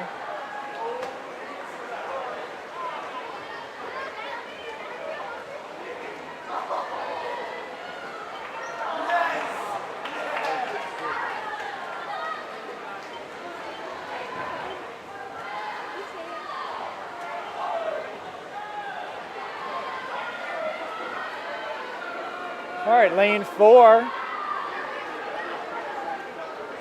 Last swimmer up, Lucy Callard. Senior Lucy Callard comes in, again coming out at about 13, 14 yards out, pushing it as hard. Peak record of 3:49.82. That's 7 hills out there in lane 4. I believe that's Lucy Callard that's anchoring the relay. Again, If you heard the commentator in the background, Seven Hills holds the record in this event of 3:49.82, held in 2017. Lucy Callard swimming our anchor leg in this. Callard touching a 3:47.68, setting a new record for the Missouri Miami Valley Conference. And this is a new record for this event. The girls 400 free relay. The time was a 3:47.68, Kaylin. How's our other relay doing in lane 3? In lane 3, they have just finished with 4:08.67 in second place. Remember, big points come out of relays, and Seven Hills girls coming in first and second in the MVC meet. All these teams, all these swimmers, to put together 8 swimmers like we have out there is pretty impressive. Congratulations, Stingers.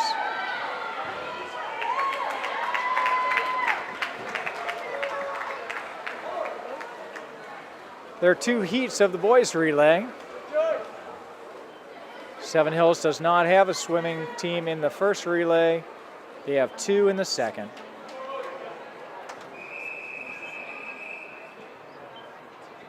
All right, we got event 24, boys 400-yard freestyle relay, heat 1.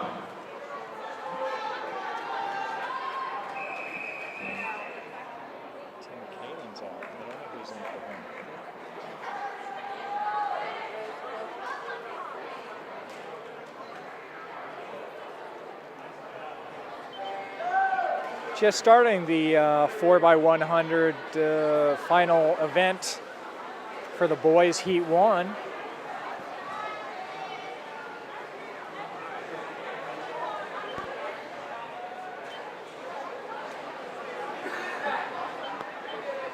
There's a buzz in the crowd after they announced the score before the relays of Seven Hills girls and boys team currently winning on points.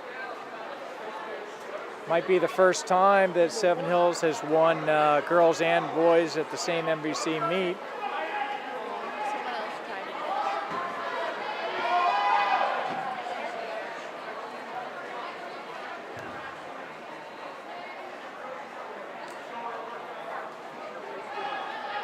We want to thank Princeton High School for allowing the MVC to be held here this year.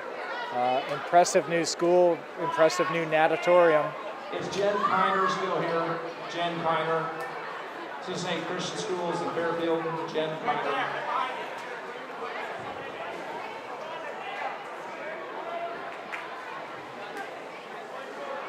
Also want to thank, towards the end of the meet, Mark Byrus and Keith New for coming out and taking pictures of the team on their weekend.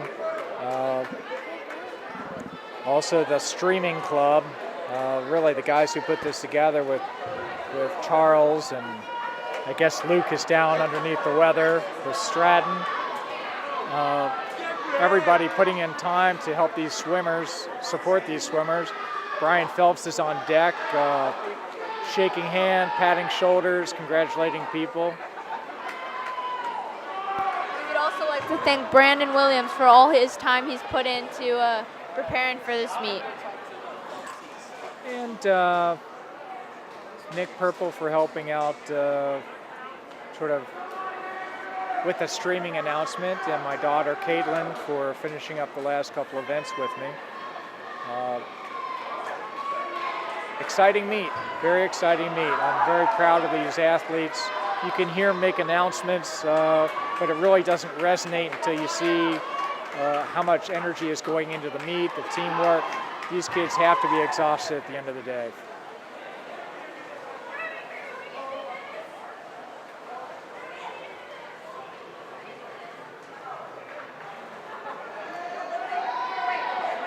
Well, the boys, we're finishing up Heat 1, final event. Heat 2, last event of the day. We have 2 Seven Hills teams in lane 3 and lane 4 again. We have the boys sort of just starting to work their way to the block. You see them getting excited. We have about 2 more laps in this last Heat 1 event. In lane 3 for the second heat, we have Bennett Rose, Matthew Colson, Christopher Marin, Spencer Boyd. In lane 4, we have Tim Catlin, George Ing, Matthew Marin, and Greg Callan.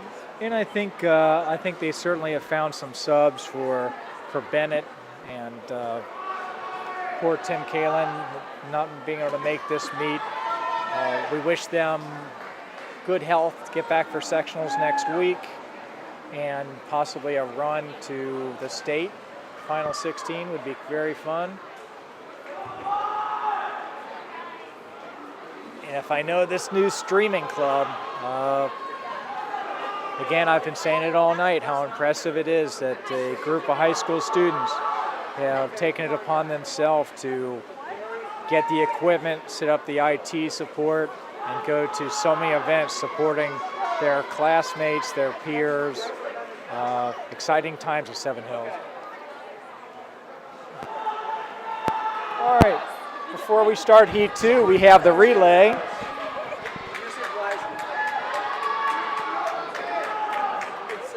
I got my own. Oh my God, I feel famous. I'll sit here. All right, we've been interviewing people all day long. It's so exciting. We have the final relayist here. We've talked about you individually the whole time, but how special is our relay events compared to your individual events? Lucy? The relay events are just to be with your team and kind of go all out. It really is a special event with all of us competing together. Jocelyn? I really love the team, yeah. Dottie? The relays are always the most fun part for me, so it's really good. Emma? Yeah, I feel like the relays are by far the best part of the meet because you get to swim with all your teammates and everyone's cheering each other on. And I was mentioning earlier that Emma's success tonight might have come partially into her learning physics about swimming, but we can get into that at a different time. How exciting. We might actually have a boys and a girls MVC Championship team. I don't think that's ever happened when the boys and the girls won at the same time. Yeah, it's really exciting to be a senior and to win it here on my last one. And it's great kind of to see where Seven Hills Swimming is going. Jocelyn, sophomore, excited about next year and prospects thereafter? I'm just really excited to be a part of Seven Hills and the swim team. And I'm looking forward to the next 2 years as well. Dottie, you got to swim side by side with your sister. It was fun to watch.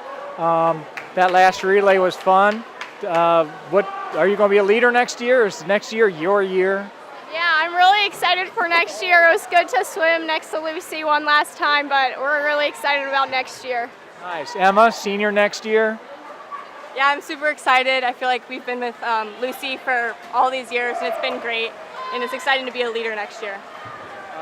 Once again, the community is super excited about you girls. We're going to follow you all the way up to state. Again, props to our streaming club, our broadcasting club for setting this up. It's firsthand knowledge of all the time you guys have put into swimming. Thank you.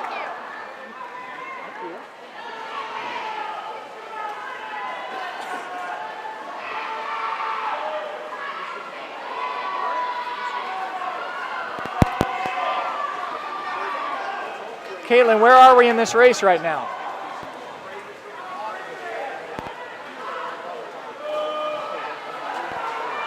We're in lane 3 and lane 4.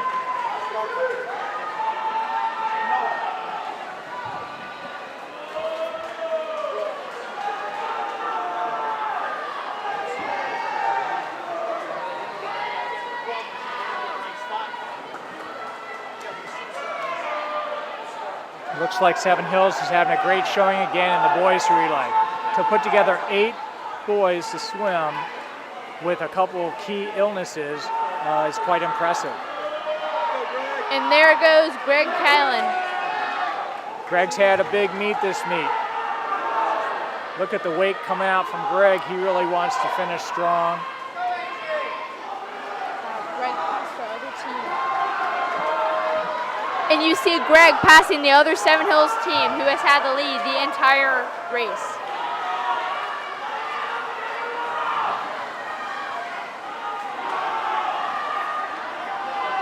Most elite swimmers see this as a sprint, and you can see Greg.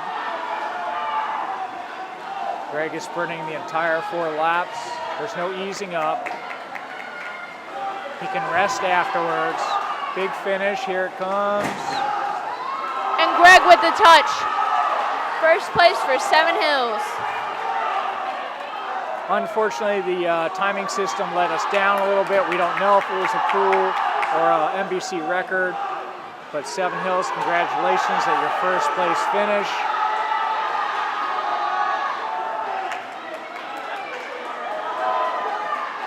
Lane 3 coming in. 2, 3. Lane 3 catching up. Good finish. And the other Seven Hills team with a 6th place. Nice job. Who said that bees can't go in water? I think that sort of wraps up the meet. We'll wait for our final results, and we'll announce the score for you in a few minutes.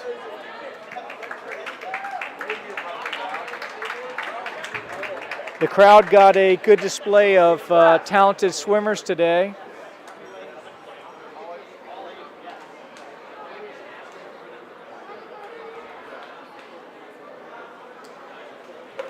Swimmers from every team high-fiving each other. Doesn't matter what team you're on. That's the impressive part of this swim meet. Get all timers to put their lane timer sheets right down here.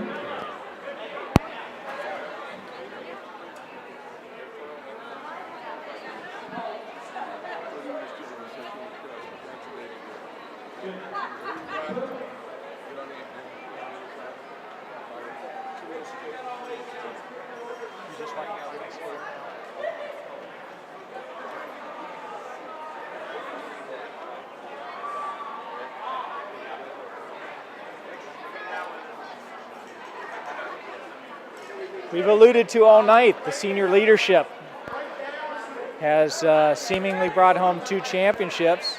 We're just awaiting the score.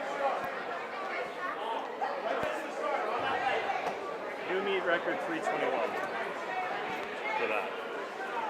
That was a new, officially 321. Yep. New meet record for that 4x1 relay, the boys in lane 4. The system let us down a little bit, but there's always a backup timing device. We have Coach Brandon Williams here as we're waiting the final score. I'm sure everybody we've interviewed today has talked about boys and girls possibly winning the same meet, which I don't think has happened before in the MVC. Brandon, tell us about the meet, how it was going, how were you feeling? Yeah, I think it was fantastic. Just going into the meet, we were hoping that both our boys and girls could do it. Our boys have won it the last 4 years, I believe now, and in the entire history of our girls swim team, they have not won an MVC title, so this is the first for our girls here. We've been thanking people all night long, from Keith New and Mark Byris, the support of the community and the broadcasting club willing to put this together so everybody gets to share in the energy of this swim meet. How's the support been at Seven Hills for the swim season? It's been awesome, and I think it keeps on building every year. This is our largest swim team in the history of the school as well, with 32 swimmers, so I think the momentum is just going to keep on going. Well, that is the exciting part. Every time we've interviewed someone, we've talked about the impact of the seniors on these younger swimmers. Though they called out the swimmers, we're sad to see them leave. Good programs always believe that tradition doesn't end with graduation. We know you've built a great team, young and leaders. How do you feel about Seven Hills' future? I think the future is looking very bright for both our boys and girls. We are losing some strong swimmers, but we have freshmen going on our A relays. So just moving into that, I think we're really set up.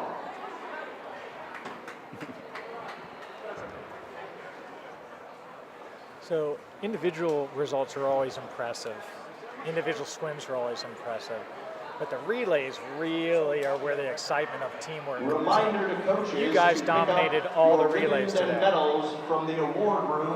Yeah, our relays really show how well we work together as a team, you know, getting all those girls together. And I think all of our relays broke records today. So that just shows how strong we are this year. And hopefully we'll continue through the next few years at least.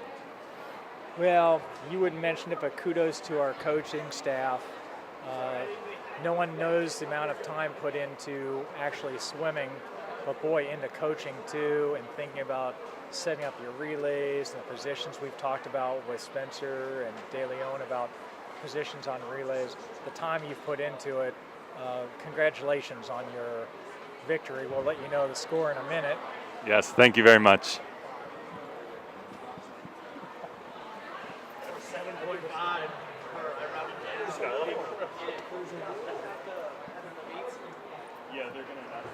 So we've had a bunch of people come up and get interviewed today.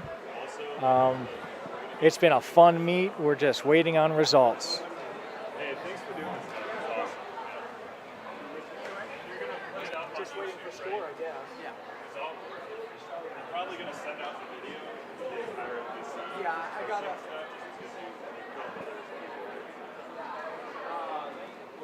It's kind of focused on stuff. Yeah, we still need to upload it because we're not live streaming. Wi-Fi. But yeah, I'll send you. Do you want else to score? Okay. Yeah. You do the final score.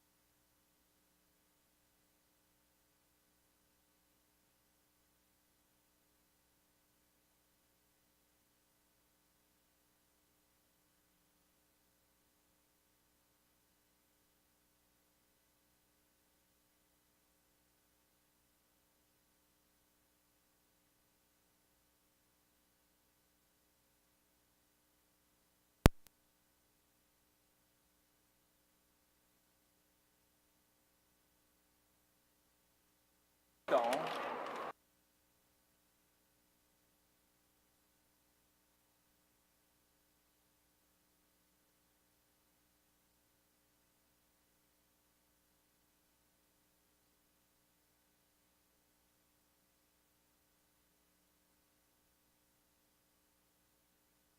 Ladies and gentlemen, we are doing the final calculations for team scores. But in the meantime, we can announce the boys coach of the year and the girls coach of the year for the MVC swimming. On the boys side, congratulations to Coach Brandon Williams from Seven Hills.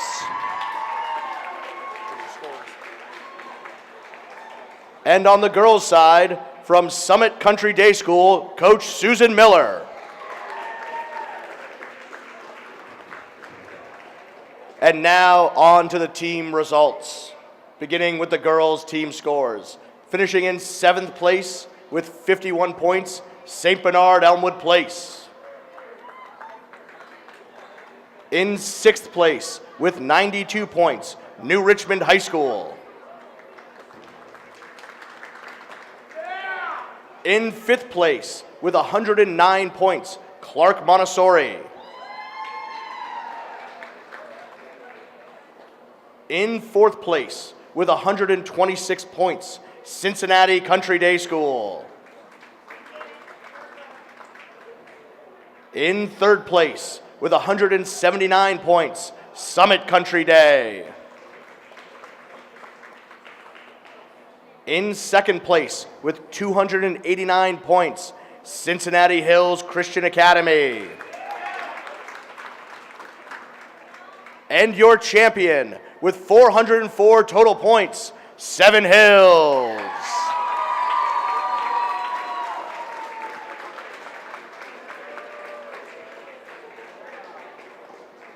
And now to your boys team champions. Finishing in 9th place with 5 points, St. Bernard Elmwood Place.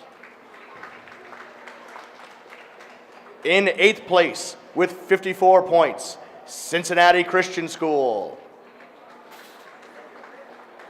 In 7th place with 89 points, Clark Montessori. In 6th place with 116 points, Cincinnati Country Day School.